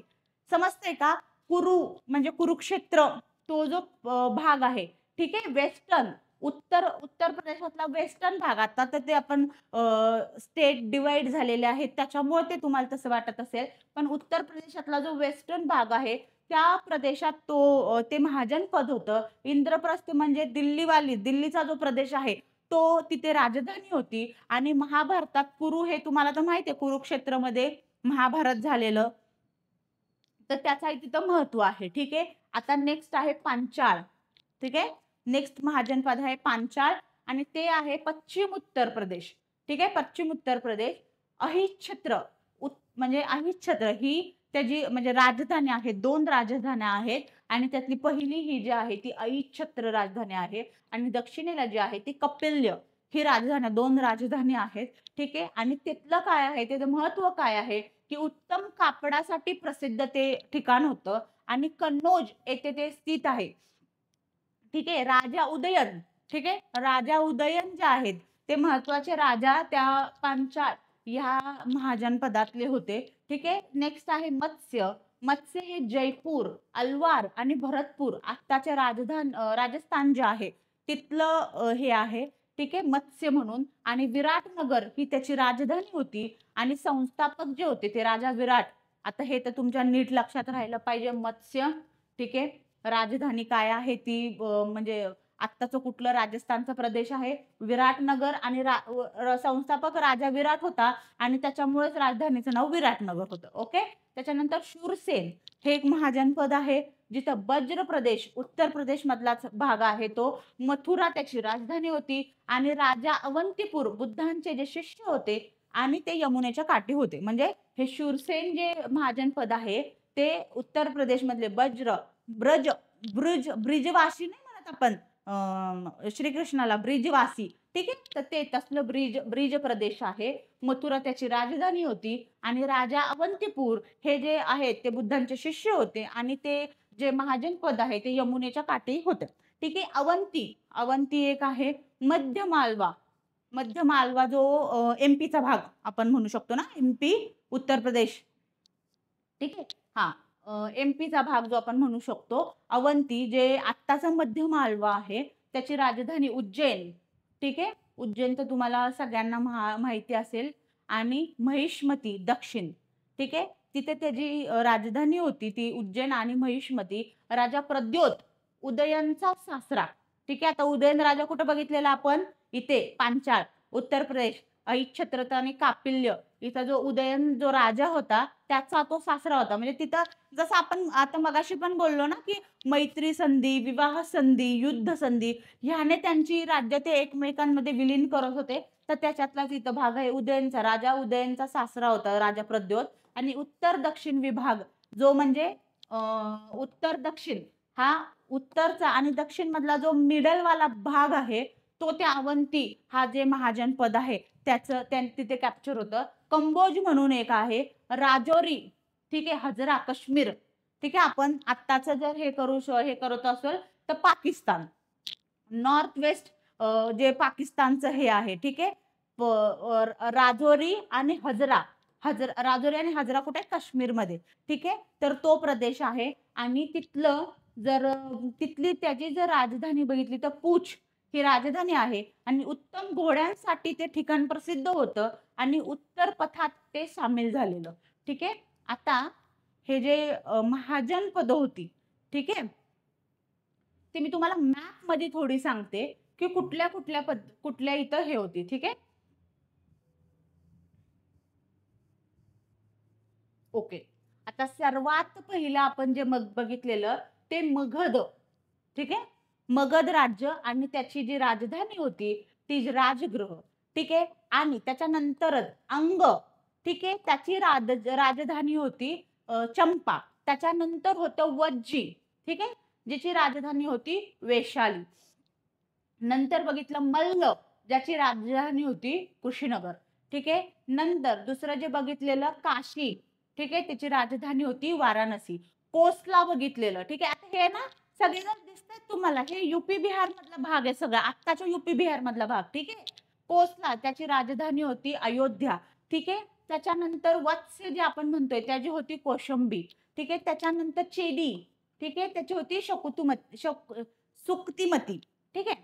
त्याच्यानंतर जर दुसरं हे बघितलं तर मत्स्य, ठीक आहे, कुरु.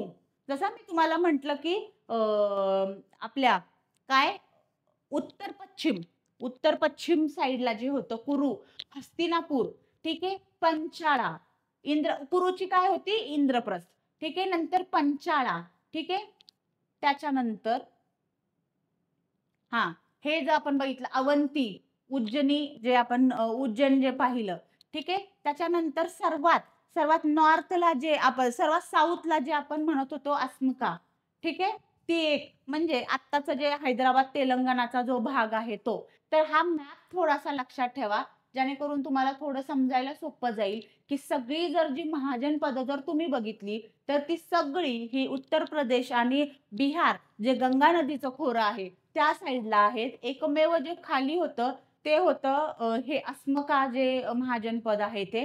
आणि जर वेस्टला बघितलं तर हे मत्स्य किंवा मग अवंती ही जी राज्य होती, ही जी महाजनपद होती ती हे झाली. आता सर्वात इम्पॉर्टंट इथे आपल्याला असा प्रश्न विचारू शकतात की नॉर्थ टू साऊथ महाजनपदाचा सिक्वेन्स हे करा तुम्ही, ठीक आहे, जे लोकेशन आहे, ठीक आहे, लोकेशन जे आहे ते नॉर्थ टू साऊथ असं एक तर तुम्ही त्याचा क्रम लावा किंवा वेस्ट टू ईस्ट किंवा ईस्ट टू वेस्ट असं तुम्ही त्याचा क्रम लावा, ठीक आहे. असा एक प्रश्न विचारू शकतात. त्याच्यामुळे त्याचं जे लोकेशन आहे ना ते थोडंसं मॅपिंग थ्रू लक्षात ठेवा. वाचून ते लक्षात राहणार नाही. महाराष्ट्राचा किंवा म्हणजे भारताचा, महाराष्ट्राचा नाही भारताचा जर मॅप असेल ना तर तिथे ते मॅपिंग मध्ये थोडेसे नोट डाऊन करत चला जेणेकरून तुमचं ते प्रॅक्टिस होणार आहे आणि तुमच्या लक्षात राहणार आहे आणि रिव्हिजनला सुद्धा हेल्प होणार आहे. ओके.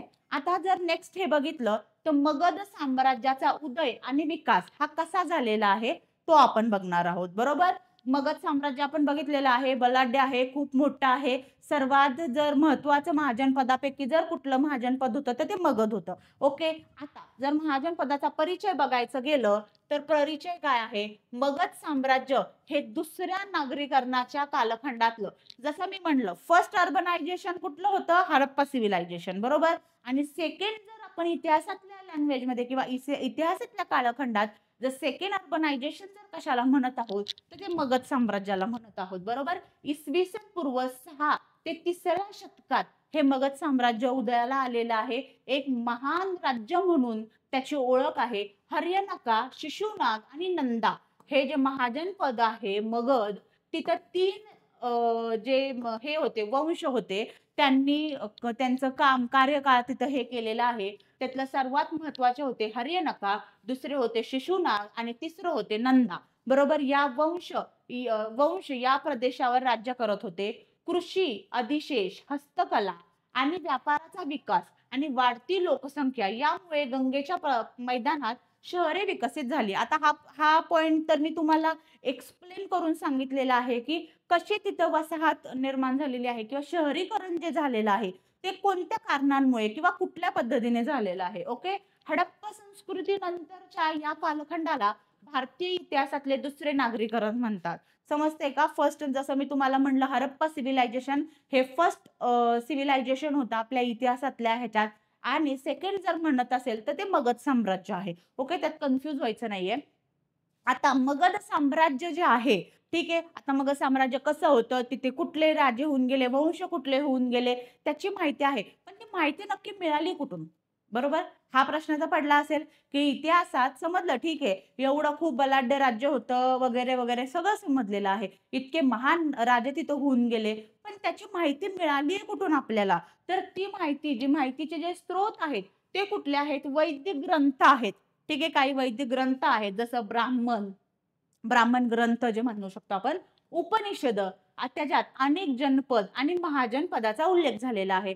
म्हणजे जर तुम्हाला कुठे असा प्रश्न विचारला, की वैदिक म्हणजे पुराणात किंवा वैदिक ह्याच्यात जर जनपदाचा आणि महाजनपदाचा उल्लेख कशात झालेला आहे, तर तुमच्या हे लक्षात राहिलं पाहिजे. ब्राह्मण ग्रंथ आणि उपनिषदामध्ये जनपदाचा आणि महाजनपदाचा उल्लेख झालेला आहे. आता बौद्ध ग्रंथ, वैदिक ग्रंथाप्रमाणेच बौद्ध ग्रंथही आहेत, जिथे त्यांचा उल्लेख झालेला आहे. आता बौद्ध ग्रंथांमध्ये कुठल्या स्पेसिफिक पार्टमध्ये त्यांचा उल्लेख झालेला आहे, तर तो कुठला आहे? विनय पिटका, सुत्त पिटका आणि अभिधम्य पिटका. ठीक आहे. आता ह्या 3 पिटकांची आपण खूप इन डिटेल माहिती घेतलेली आहे. तर त्याची माहिती मी इथं सांगत बसणार नाही. आपलं लेक्चर खूप मोठं होऊन जाईल नाहीतर. पण हे जे 3 पिटकं आहेत, अभिधम्म पिटका, सुत्त पिटका आणि विनय पिटकामध्ये सुद्धा जनपद आणि महाजनपदाचा उल्लेख झालेला आहे. जैन ग्रंथ जे आहेत, ठीक आहे, भगवती हे म्हणजे भगवती सूत्रात या काळातील महाजनपदाची यादी दिलेली आहे. भगवती आता आपण ग्रंथ म्हणू शकतो किंवा सूत्र म्हणू शकतो. त्या ह्याच्यात सुद्धा भगवती सूत्रात किंवा भगवती ग्रंथात सुद्धा महाजनपदाची यादी दिलेली आहे किंवा उल्लेख झालेला आहे. आता मगध साम्राज्यावर सर्वात पहिलं जे राज्य करणारे जे वंश होतं, जी डायनॅस्टी होती, ती कुठली होती? तर ती हर्यनका डायनॅस्टी होती. हर्यनका वंश त्याला म्हणू आपण. मगधवर राज्य करणारा पहिला वंश, ज्याची राजधानी राजगृह होती, आपण वर पाहिलं. या वंशाचा संस्थापक अद्याप नसला. म्हणजे ज्यांनी हर्यनका वंश जे आहे, ज्यांनी स्थापन केलेलं आहे, त्यांची जरी अद्याप माहिती नसली, तरी इतिहासकार असं सांगतात, की बिंबिसार जो राजा होता, तेव्हापासून हर्यनका जे डायनॅस्टी होती किंवा हर्यनका जे वंश होतं, ते सर्वात जास्त प्रगतीला किंवा सर्वात जास्त प्रचलित तेव्हापासून झालेलं आहे. ठीक आहे. बहुतेक विद्वान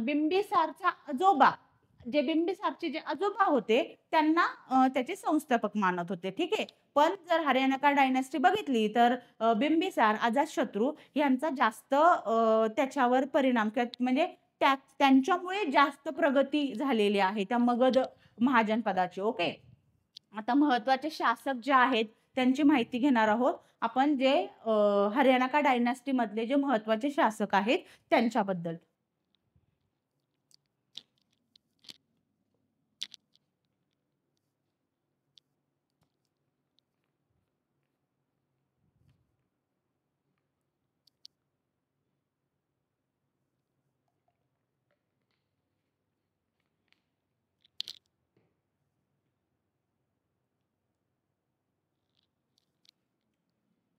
ओके. ठीक आहे. तर हर्यनका डायनॅस्टी आपली सुरू आहे आणि आपण त्यातले महत्त्वाचे शासक बघत आहोत. तर सर्वात महत्त्वाचा जो शासक आहे, तो आहे बिंबिसार राजा, जो इसवी सन पूर्व 544 ते 449 या कालखंडात होता. बरोबर. ते बौद्ध आणि महावीर यांचे समकालीन होते. समजतंय का? कंटेम्पररी गौतम बुद्धांचे आणि वर्धमान महावीरांचे ते कंटेम्पररी होते राजा बिंबिसार. ठीक आहे. त्यांनी प्रथमच नियमित आणि स्थायी सेना स्थापन केलेली. म्हणजे भारतीय इतिहासात किंवा प्राचीन इतिहासात जर बघितलं, तर हा पहिला राजा होता, ज्याने त्याची पहिली लष्करी सेना किंवा सैन्य हे स्थापन केलेलं. ठीक आहे, हे खूप महत्वाचा पॉइंट आहे.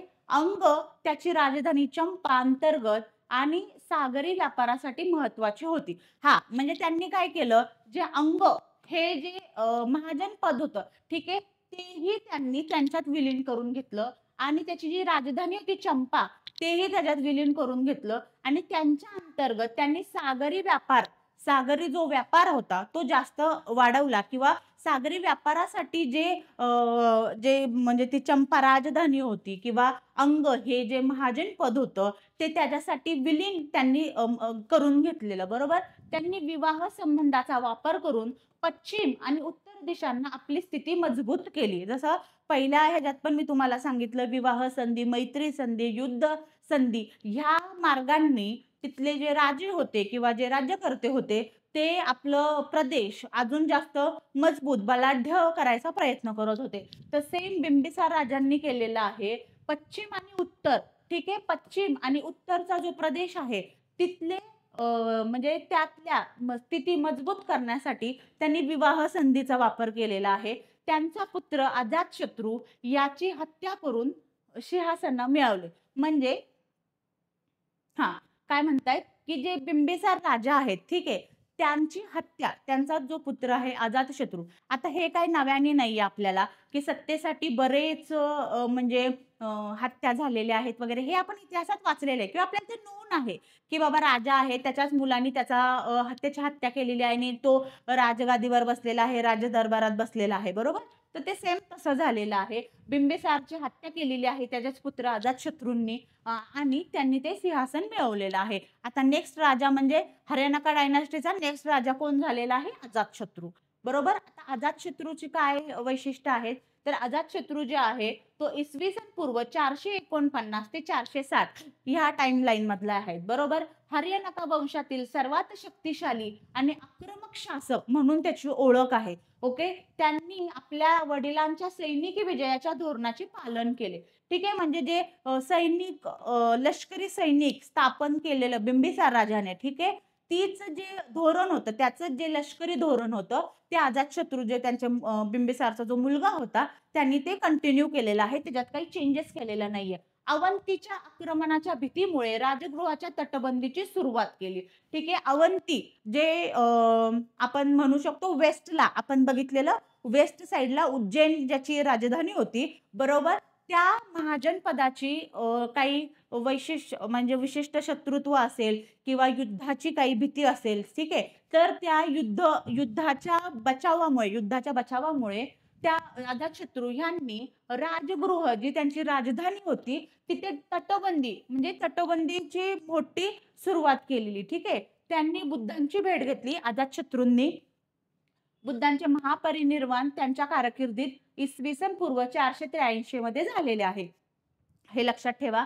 बुद्धांचं जे महापरिनिर्वाण, आता महापरिनिर्वाण शब्द नवीन नसावा, पण तरी जर थोडा लक्षात ठेवायला अवघड जात असेल तर निधन किंवा मृत्यू जे गौतम बुद्धांचं जे झालेलं आहे ते ह्याच जे राजा आहेत अजातशत्रू त्यांच्या कारकिर्दीत झालेलं आहे इसवी सन पूर्व 483 ला. आणि त्यांनी जी पहिली फर्स्ट बुद्धिस्ट काउन्सिल जी आहे, ठीक आहे, आता मी जसं तुम्हाला तिथे सांगितलेलं अजातशत्रू वर नाव हे झालेलं, तर अजातशत्रू हे नाव बुद्धिझम जे आहे त्याच्याशी रिलेटेड आहे. तर ते कसं, ते हे असं आहे की पहिली जी त्यांनी जी प्रवर्तनच म्हणणार किंवा मी इंग्लिशमध्ये सांगते, फर्स्ट बुद्धिस्ट काउन्सिल जी घेतलेली त्यांनी ती अजातशत्रू यांनी हे केलेली, ठीक आहे, आयोजित केलेली. त्यांचा जो पुत्र होता उदयन म्हणू शकतो आपण, उदयन नाही उदयन, ठीक आहे, त्यांचा तो उत्तराधिकारी झाला. ठीक आहे, अजातशत्रू नंतर बिंबिसार नंतर अजातशत्रू आले, अजातशत्रू नंतर आता त्यांचा मुलगा आलेला आहे उदयन. ठीक आहे, आता उदयभद्र किंवा उदयन, ठीक आहे. आता त्यांची महत्वाचं असं काही एवढं इतिहासात हे नाहीये, पण आपण पाहून घेऊयात. इसवी सन पूर्व 460 ते 444 मध्ये त्यांची कारकीर्द होती. गंगा आणि सोन नदीच्या संगमावर पाटलीपुत्र आधुनिक पटना येथे नवीन राजधानी त्यांनी स्थापन केली. आता पहिली राजधानी होती राजगृह आणि त्यांनी ती राजधानी चेंज केलेली आहे. पाटलीपुत्र म्हणजे जे पाटलीपुत्र आहे, पटना, आजचा जे पटनाचं जे भाग आहे ठीक आहे. तिथे त्यांनी राजगृहावरून शिफ्ट केली आहे राजधानी पाटलीपुत्रला. ओके, हे एवढा एक लक्षात ठेवण्याचा मुद्दा आहे. आता उदयननंतर हर्यानाका डायनेस्टी संपलेली आहे आणि आता हर्यानाका डायनेस्टी संपून दुसरं वंश तिथं हे झालेलं आहे, सत्ता स्थापन केलेली आहे आणि ते आहे शिशुनाग. ठीक आहे. शिशुनाग आपण जसं वर बघितलेलं मगधवर 3 वंशांनी राज्य केलेलं आहे, साम्राज्य स्थापन केलेलं आहे. हर्यानाका, शिशुनाग आणि नंद. ओके, त्यातले शिशुनागचं आपण पाहत आहोत. इसवी सन पूर्व 413 ते 445 या काळात ते होते शिशुनाग डायनेस्टी. ठीक आहे. महत्वाचे शासक कोण आहेत? ते नाग साधक होते, म्हणजे नागाची साधना करणारे होते, त्याच्यामुळे त्यांना शिशुनाग असं म्हणत होते. हर्यानाका वंशातील शेवटचे शासक यांचे अमात्य मंत्री होते आणि इसवी सन पूर्व 413 मध्ये वंशाची स्थापना केली. आता तुम्हाला समजतंय का की जे हर्यानाका म्हणजे वंशामधले जे अमात्य होते, जे म्हणजे त्यांचे मंत्री होते, ठीक आहे, त्यांनी ती इसवी सन पूर्व 13 मध्ये ह्या शिशुनाग वंशाची स्थापना मगधमध्ये केलेली आहे. ठीक आहे. त्यांनी तात्पुरती राजधानी वैशालीला हलवली. आता पहिले कुठली होती? राजगृह. दुसरी नंतर कुठे गेली? उदयभद्र. आणि कुठे केली? पाटलीपुत्र. आणि आता शिशुनाग डायनेस्टी आली आणि त्यांनी आपली राजधानी कुठे केलेली आहे? वैशालीला. ठीक आहे. अवंतीवर विजय मिळवून ते मगधमध्ये समाविष्ट केले, ज्यामुळे 100 वर्ष जुना मगध आणि अवंती यांच्यातील वैर संपले. बरोबर, जसं आपण वर बघितलं की अजातशत्रूने ना तटबंदी कुणी बांधलेली? अजातशत्रूने. बरोबर, अजातशत्रूंनी जी अवंतीच्या आक्रमणाच्या भीतीमुळे जी राजगृहाच्या भोवती जी तटबंदी बांधलेली, ते जे शत्रुत्व जे होतं ते शिशुनाग डायनेस्टीमध्ये संपलेलं आहे. 100 वर्षापासून जो जुना मगध आणि अवंती हे दोन जे महाजनपद होती त्यांच्यात जे शत्रुत्व होतं ते कुणाच्या कारकिर्दीत संपलेलं आहे? शिशुनाग डायनेस्टीच्या. ठीक आहे. त्यांचा पुत्र काळाशोक त्याचा उत्तराधिकारी झाला. ठीक आहे. म्हणजे शिशुनागचा जो उत्तराधिकारी होता तो कोण होता? पुत्र काळाशोक हा होता.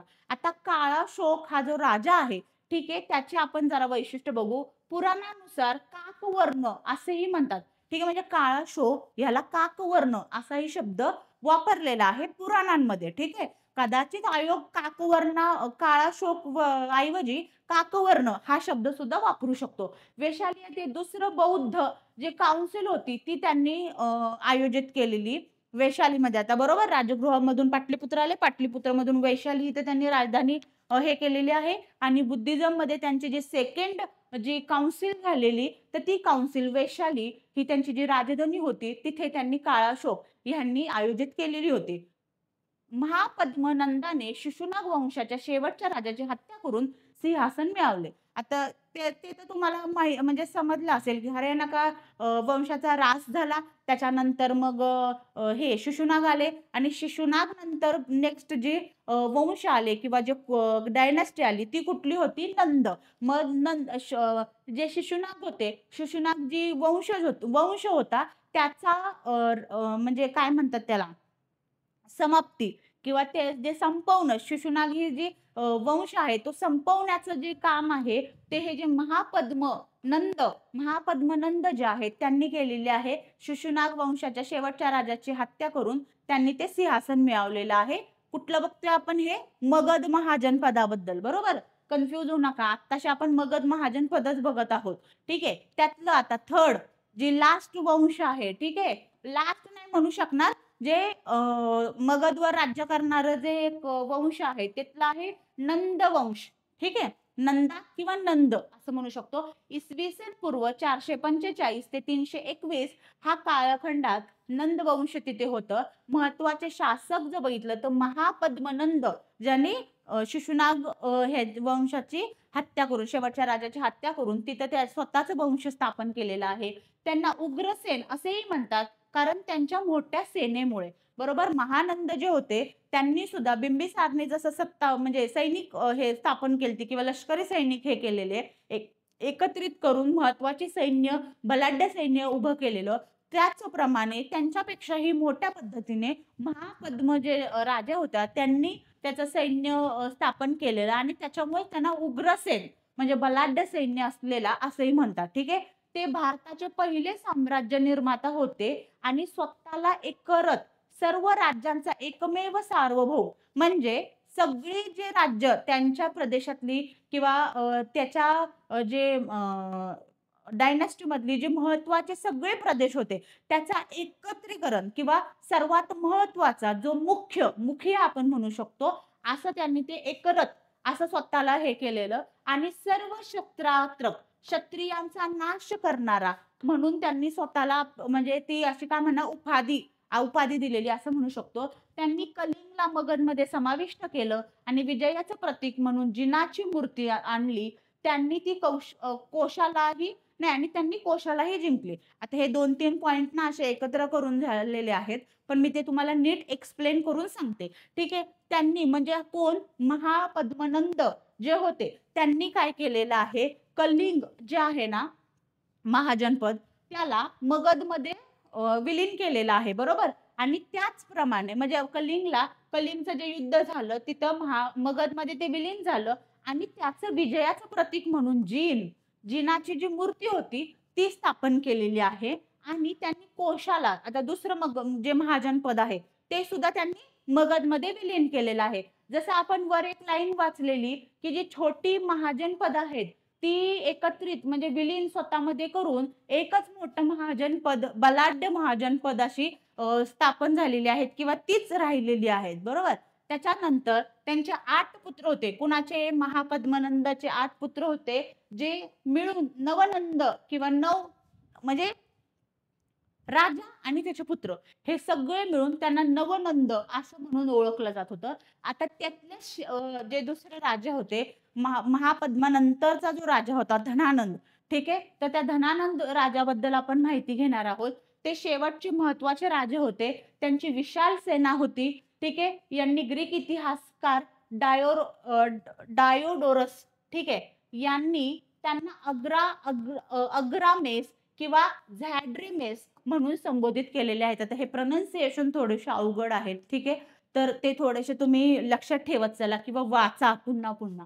ठीक आहे.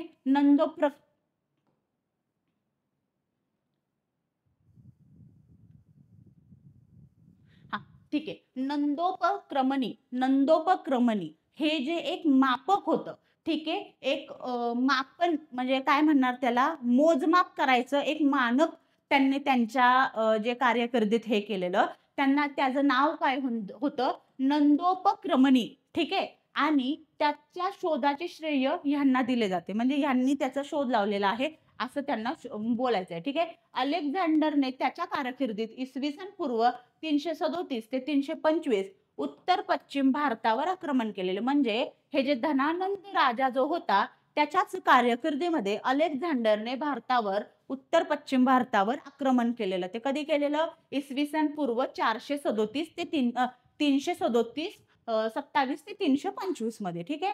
आता जे मगध महाजनपद होतं त्याचं नक्की प्रशासन कसं चालत होतं तिथली सोसायटी कशी होती. ठीक आहे. एवढं मोठं जर साम्राज्य होतं एवढं मोठं जर महाजनपद होतं तर ते नक्की कसं वर्क करायचं. बरोबर. आपण त्याची माहिती घेणार आहोत. ऍडमिनिस्ट्रेशन तिथलं कसं चालत होतं. राजा आणि सत्ता केंद्र. ठीक आहे. राजा महत्वाचा होता. ठीक आहे. सर्वोच्च सत्ताधारी कोण होता? राजा होता. ठीक आहे. त्याच्याकडे सर्व सैनिकी प्रशासकीय आणि न्यायदानाचे अधिकार होते. मुख्य होता राजा ज्याच्याकडे महत्वाचे प्रमुख हे अधिकार होते. ज्याच्यातला सर्वात महत्वाचा होता की न्यायाचा अधिकार हा राजाकडे होता. त्याच्यानंतर सैनिकी जे अधिकार होते ते राजाकडे होते आणि प्रशासनाचे अधिकार सुद्धा राजाकडे होते. ठीक आहे. आता ते प्रशासन कुठल्या पद्धतीने चालायचं? महामात्र किंवा अमात्य. ठीक आहे. मंत्री हे मंत्रिपदाचं आहे असं तुम्ही हे करू शकता लक्षात ठेवू शकता. उच्च दर्जाचा अधिकारी. ठीक आहे. अमात्य म्हणजे कोण होता? उच्च दर्जाचा अधिकारी. महापात्र किंवा त्याला अमात्य असं म्हणत होतं. हे विविध जबाबदाऱ्या सांभाळत ते मंत्री सेनानायक मुख्य लेखापाल न्यायाधीश अशा विविध त्या भूमिकांमध्ये काम होतं त्यांचं. ठीक आहे. कुणाचं? अमात्य. ठीक आहे. लक्षात ठेवा ही नावं. मगधचे जे ऍडमिनिस्ट्रेशन चालत होतं त्याच्यात राजा हा सर्वात म्हणजे सर्वोच्च सत्ताधारी होता. त्यांच्या नंतर राजाच्या नंतर जे होते ते अमात्य होते, जे कोण होते उच्च दर्जाचे अधिकारी होते आणि ज्यांना न्यायाधीश म्हणून, सेनानायक म्हणून, मुख्य लेखापाल म्हणून असे आणि ते मंत्री अशा त्यांच्या भूमिका होत्या. ठीक आहे. उदाहरणार्थ वस्सकार नावाचा महापात्र अजातशत्रूंच्या काळात लिच्छवी संघाचा पराभव करण्यास मदत करतो. समजतंय का? लिच्छवी जे महासंघ होता त्याचा पराभव किंवा त्याचं जे युद्ध झालं मगध सोबत अजातशत्रूंच्या काळात, ठीक आहे.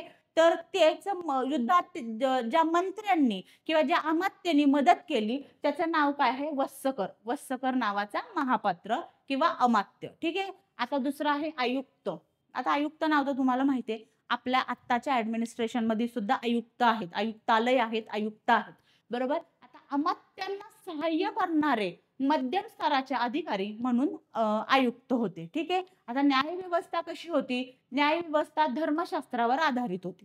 ठीक आहे. म्हणजे तिथं काही असं आपलं कॉन्स्टिट्यूशन अशा टाईपमध्ये काही नव्हतं.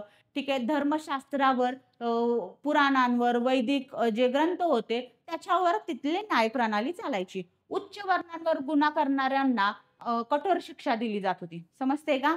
इथं सुद्धा आता ते उत्तर वैदिक काळातली जी आपण म्हणत होतो अस्पृश्यता, असमानता, विषमता जी समाजातली आहे ती इथं सुद्धा दिसून येते. उच्चवर्णीय लोकांवर जर कुठला गुन्हा झाला किंवा काही झालं तर त्याची कठोर शिक्षा दिली जात होती. तर शूद्रांवर केलेले गुन्हे तुलनेत सौम्यपणे हाताळले जात होते. समजतंय? की म्हणजे शूद्रांवर जी हे केलेत, जर गुन्हा एखादा हे केलेले तर ते सौम्यपणे हाताळले जात होते. जर कुणी उच्चवर्णीयांनी शूद्रांवर जर कुठला एखादा गुन्हा केलेला आहे, पण शूद्रांनी जर एखादा गुन्हा जर उच्चवर्णीयांवर केलेला आहे तर तो खूप कठोरपणे हाताळला जात होता, शिक्षा दिली जात होती. बरोबर. आता शिक्षा काय होती? ठीक आहे. तर शिक्षेचा काय प्रकार होते त्यांच्या इथं? एक तर फाशी दिली जात होती. खूपच मोठा गुन्हा केलेला आहे तर फाशी दिली जात होती. चाबकाने मारणे किंवा दंड आकारणे असे शिक्षाचे प्रकार होते. आता मगधचे राजकारण कसे चालत होते? पॉलिटी काय होती तिथली? ठीक आहे. साम्राज्य बघितलं, म्हणजे ऍडमिनिस्ट्रेशन बघितलं. आता आपण तिथली पॉलिटी बघत आहोत. राजकारण, साम्राज्य विस्ताराची धोरणे होती.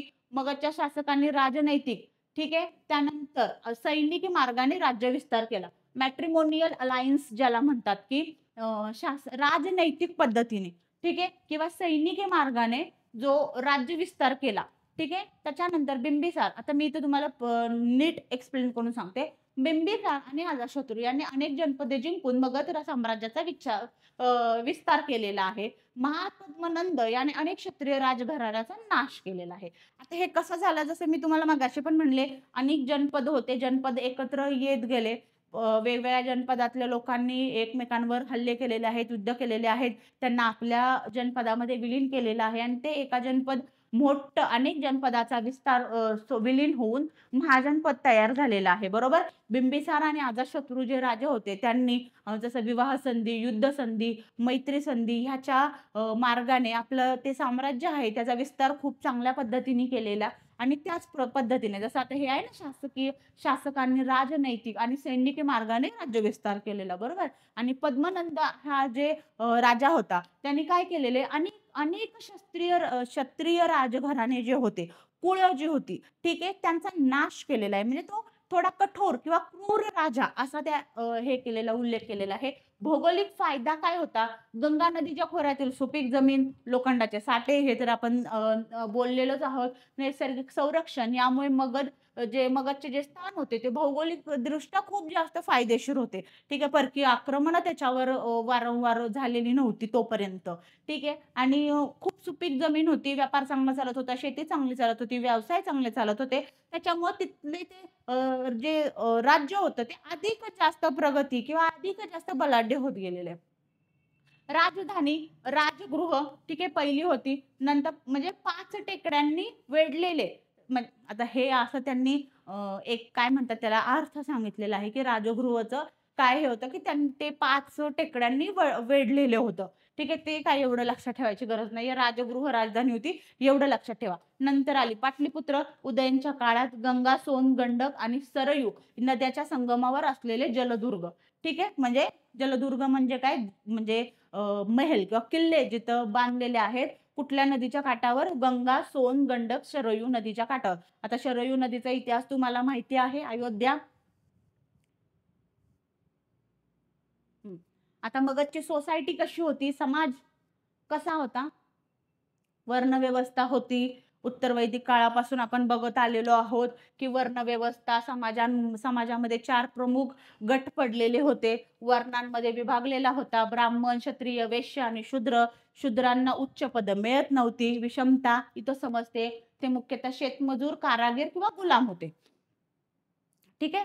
त्यानंतर अस्पृश्य वर्ग उदयास आला आणि त्यांना सामाजिक जीवनात अत्यंत तुच्छ स्थान मिळाले. आता हे सगळं उत्तर वैदिकच्या ह्याच्यात आहे ना, त्याच्यामुळे मग तेव्हापासून ती सुरुवात झालेली हे तर आपल्याला माहिती आहे. ठीक आहे. कुटुंब व्यवस्था कशी होती मगधची? कुळ. ते कुळ तर आता पण आपण हे करतो की ह्या कुळातले त्या कुळातले ना, आपण बोलीभाषेत हे करतो. ठीक आहे. कुळ पितृसत्ताक विस्तुरलेली होती. ठीक आहे. आणि त्याच्यानंतर नातक, आई वडिलांच्या दोन्ही बाजूचे नातेवाईक. म्हणजे आत्ताचं जसं कुटुंब व्यवस्था आहे आपली, की आपल्या आईकडचे नातेवाईकही आपल्या नातेवाईक आहेत. आपल्या आईकडची लोकं जी आहेत ती पण आपले नातेवाईक आहेत. आपल्या बाबांकडचे नातेवाईक जे लोकं आहेत ते पण आपले नातेवाईक आहेत. तशा पद्धतीने कुटुंब व्यवस्था होती आणि कुटुंब ही कशी होती? पितृसत्ताक होती. ठीक आहे. तर त्या पद्धतीने म्हणजे सोपं आहे. समजायला सोपं आहे. भाषा अस्पृश्य आणि आदिवासी समाजासाठी वेगळी भाषा बोलत असे, जी वैदिक आर्यांपेक्षा भिन्न होती. म्हणजे अस्पृश्य समाज जो होता किंवा जे शूद्र जे लोक होते त्यांची भाषा वेगळी होती. त्यांना जे आर्य लोक होते, ब्राह्मण लोक होते त्यांची भाषा बोलायची परमिशन नव्हती. म्हणजे अलग लेव्हलचं डिस्क्रिमिनेशन त्या काळात चाललेलं. ठीक आहे. हे तुम्ही असं हे करू शकता. मगधची अर्थव्यवस्था कशी चाललेली? आता आपण बोललो की बाबा व्यापार खूप चांगल्या पद्धतीने चाललेले, व्यवसाय खूप चांगल्या पद्धतीने, शेती खूप चांगल्या पद्धतीने चालेल. तर अर्थव्यवस्था साहजिकच आहे खूप चांगल्या पद्धतीने वर्क करत असणार आहे. कृषी जी होती म्हणजे लोखंडी अवजारे वापरून शेतीस चालना मिळाली. शेतीतील अधिशक सरप्लस कर साम्राज्याच्या लष्करी व प्रशासकीय गरजा भागवायला करत होते. ठीक आहे. म्हणजे कृषी लोखंडाच्या अवजारांपासून अवजाराच्या मदतीने कृषी करत म्हणजे शेती करत होते. शेतीपासून जो उत्पन्न होत होतं, ते उत्पन्न हे सरप्लस कर एका एका करामध्ये कर भरायला लागत होता. ठीक आहे. आणि त्या करातून काय होतं? साम्राज्याच्या ज्या लष्करी आणि प्रशासकीय ज्या गरजा होत्या, त्या करांमधून भागवल्या जात होत्या. व्यापार आणि हस्तकला जास्त प्रगत झालेले. आंतरदेशीय समुद्र व्यापार जसं वर पाहिलेलं आपण की जे चंपा जी राजधानी होती ते मगध साम्राज्यामध्ये विलीन करून समुद्रातले जे जलमार्गातले जे व्यापार होते त्याची चालना जास्त म्हणजे वाढवली किंवा त्याचे व्यापार वाढवले. ठीक आहे. अंगमधील चंपा येथे महत्वाचे बंदर होते. उत्तम हस्तकलेमुळे व्यापार वाढला. सॉरी, कंटिन्यू बोलत ना कधीतरी ते असे प्रोनाउन्सिएशन चुकीचे होऊन जातात. ठीक आहे. उत्तम हस्तकलेमुळे खूप व्यापार वाढलेला. उत्तर पद आणि दक्षिण पद या व्यापार मार्गांनी मगध इतर महाजन पदाशी जोडले गेलेले. ठीक आहे. उत्तर पद आणि दक्षिण पद हे जे मार्ग होते त्याने अनेक जास्त व्यापारी जे केंद्र बनलेलं म्हणजे मगधला व्यापारी केंद्र बनवण्यासाठी हे जे उत्तर पद आणि दक्षिण पद होते त्यांची खूप महत्वाची भूमिका होती. कारण प्रत्येक ठिकाणावरून लोक तिथे केंद्रित होत होती. बरोबर. त्याच्यामुळे व्यापार खूप चांगल्या पद्धतीने चालत होता. मगधचे प्रशासन कशा प्रकारे होते? ऍडमिनिस्ट्रेशन. ठीक आहे. राजा अरे हे आपण पाहिलेलं आहे. हे रिपीट झालेली पीपीटी. तेच म्हटलं की आपण हे पाहिलेली आहे. ओके. ही पीपीटी रिपीट झालेली आहे. असं तर आपण मगधची कुटुंब व्यवस्थापर्यंत बघितलेलं आहे. ठीक आहे. मगधची अर्थव्यवस्था आपण बघितलेली आहे. हां. आता जे उत्तर पद आणि दक्षिण पदामुळे व्यापार मार्ग वाढलेले आहेत हे बघितलं. नगराची वाढ कशी झालेली आहे? दुसऱ्या नागरीकरण काळात सेकंड अर्बनायझेशन मध्ये पाटलीपुत्र, वैशाली, चंपा इत्यादी महत्वाची शहरं विकसित आलेली आहेत. म्हणजे त्या शहरांचा विकास झालेला आहे.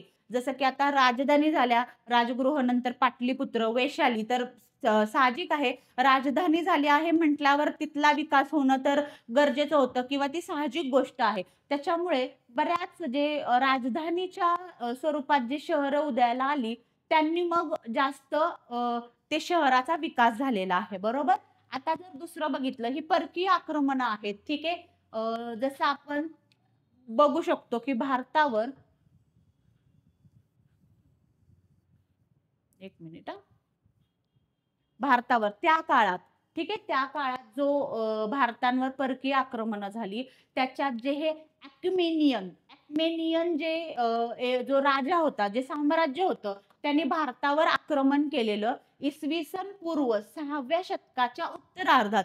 6वं शतक संपत आल्याच्या वेळेस म्हणजे सुमारे 550 ते 330 या कालखंडात ॲक्मेनियन हे जे साम्राज्य होतं, परकीय साम्राज्य जे होतं, त्यांनी भारतावर हे केलेलं अ, अ, आक्रमण केलेलं. मुख्य आक्रमक जो होता तो दरायस, ठीक आहे. डॅरियस म्हणू शकतो. आता मराठी आणि इंग्लिशमध्ये मी जसं तुम्हाला म्हटलेलं आहे, की दरायस आणि डॅरियस किती जास्त फरक पडतोय. जो डॅरियस पहिला आहे, तो अॅक्युमेनियन साम्राज्याचा महान सम्राट होता आणि त्याचा जो सत्ताकाळ होता, तो इसवी सन पूर्व 522 ते 486 होता. आता हे जे फॅक्ट्स आहेत, ठीक आहे, ते थोडेसे लक्षात ठेवणं गरजेचं आहे किंवा जर मेन्सला ह्याच्याशी रिलेटेड प्रश्न विचारला, तर ह्यातले काही फॅक्ट्स आपल्याला तिथं टाकता आले पाहिजेत. ह्या स्पेसिफिक अॅक्युमेनियन जे परकीय आक्रमण झालेलं आहे, बरोबर? ह्याच्यावर प्रश्न विचारलेला जाणार नाहीये, ठीक आहे. मगधच्या साम्राज्यावर प्रश्न विचारलेला आहे. मगध महाजनपदावर प्रश्न विचारला जाणार आहे आणि त्या उत्तरात त्या म्हणजे त्या मगध साम्राज्याचा विस्तार कसा झालेला आहे किंवा त्यातली जी न्यायव्यवस्था, पॉलिटी, ॲडमिनिस्ट्रेशन कसं चाललेलं आहे, ह्याचा विस्तार कसा झालेला आहे किंवा ह्याचं वर्णन करा. ठीक आहे, असा प्रश्न विचारलेला जाणार आहे आणि त्याच्यामध्ये अपेक्षित आहे, की एक मुद्दा तुमचा हा आले पाहिजे, की परकीय आक्रमणावर, बरोबर? तर त्याची माहिती आपल्याला असली पाहिजे हे गरजेचं आहे. आक्रमणाची पार्श्वभूमी काय होती? ॲक्युमेनियन साम्राज्य हे प्राचीन इराणमधील सर्वात बलाढ्य साम्राज्य होतं.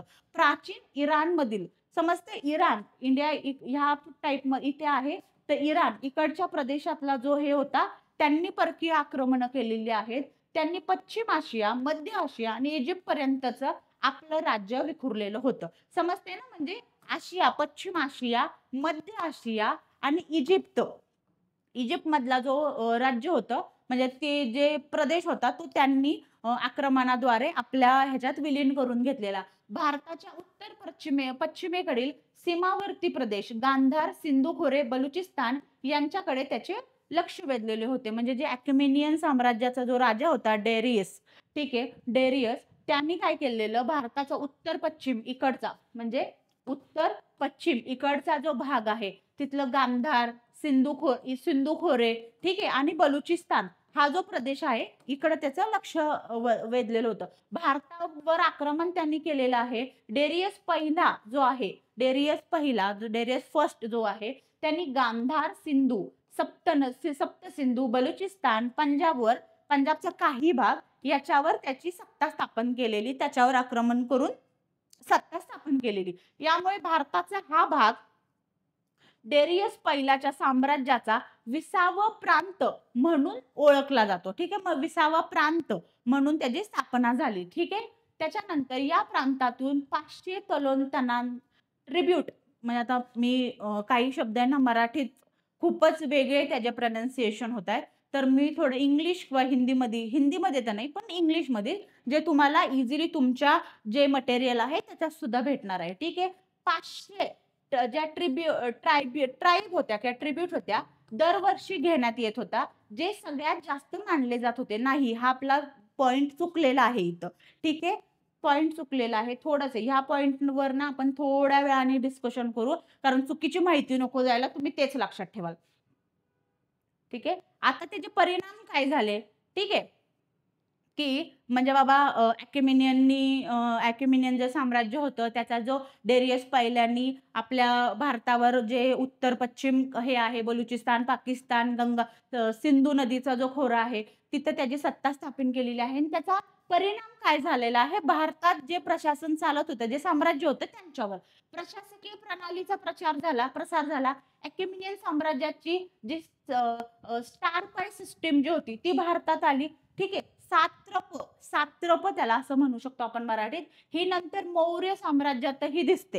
ठीक आहे. म्हणजे डॅरियस पहिल्यांनी जी त्याची राज्यकारभारात जी वेगवेगळ्या पद्धती त्यांनी ज्या अवलंबल्या त्याचा परिणाम भारतावर झाला. म्हणजे भारतातल्याही काही प्रशासकांनी त्या पद्धती स्वीकारलेल्या आहेत. त्यातली सर्वात ही जी आहे ती स्टारापाय जी सिस्टम आहे ती मौर्य साम्राज्यात सुद्धा दिसू शकते. विशेषतः चंद्रगुप्त मौर्यांच्या काळात दिसू शकते. ठीक आहे. लेखन पद्धती जी आहे ती, ठीक आहे. अरामाईक लिपीचा प्रभाव भारतीय लिपीवर झाला. विशेषतः उत्तर भारतातील लेखन पद्धतीवर झाला. 1 मिनिट ह्याचा मी पॉइंट तुम्हाला शोधून सांगते काय होतं ते.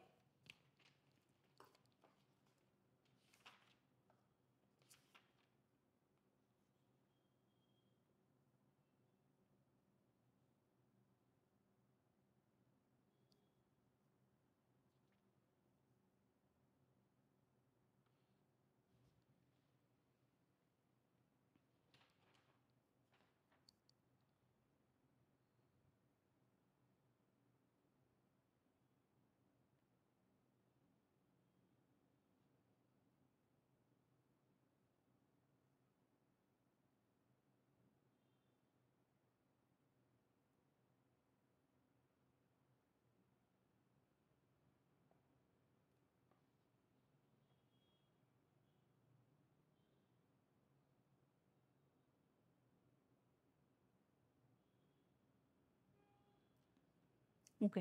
आता मला तो पॉइंट भेटत नाहीये. पण हा पॉइंट आणि तो वरचा हा जो एक पॉइंट आहे, तो मी तुम्हाला नेक्स्ट लेक्चरमध्ये लेक्चरच्या सुरुवातीलाच तो मी एक्सप्लेन करून सांगते. ओके.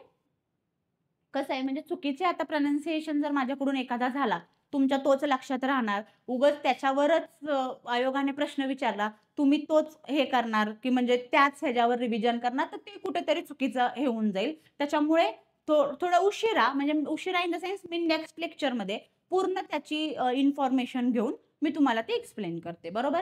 सांस्कृतिक देवाण-घेवाण काय झालेली आहे?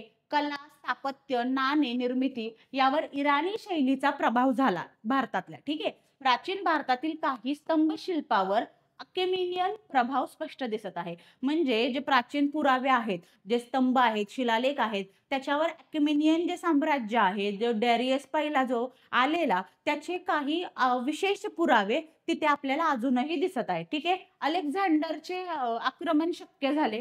ठीक आहे. आता परकीय आक्रमक एक आलेला आहे. तर मग दुसऱ्या परकीय आक्रमकानेही डेअरिंग केलेली आहे आपण म्हणू शकतो नाही का?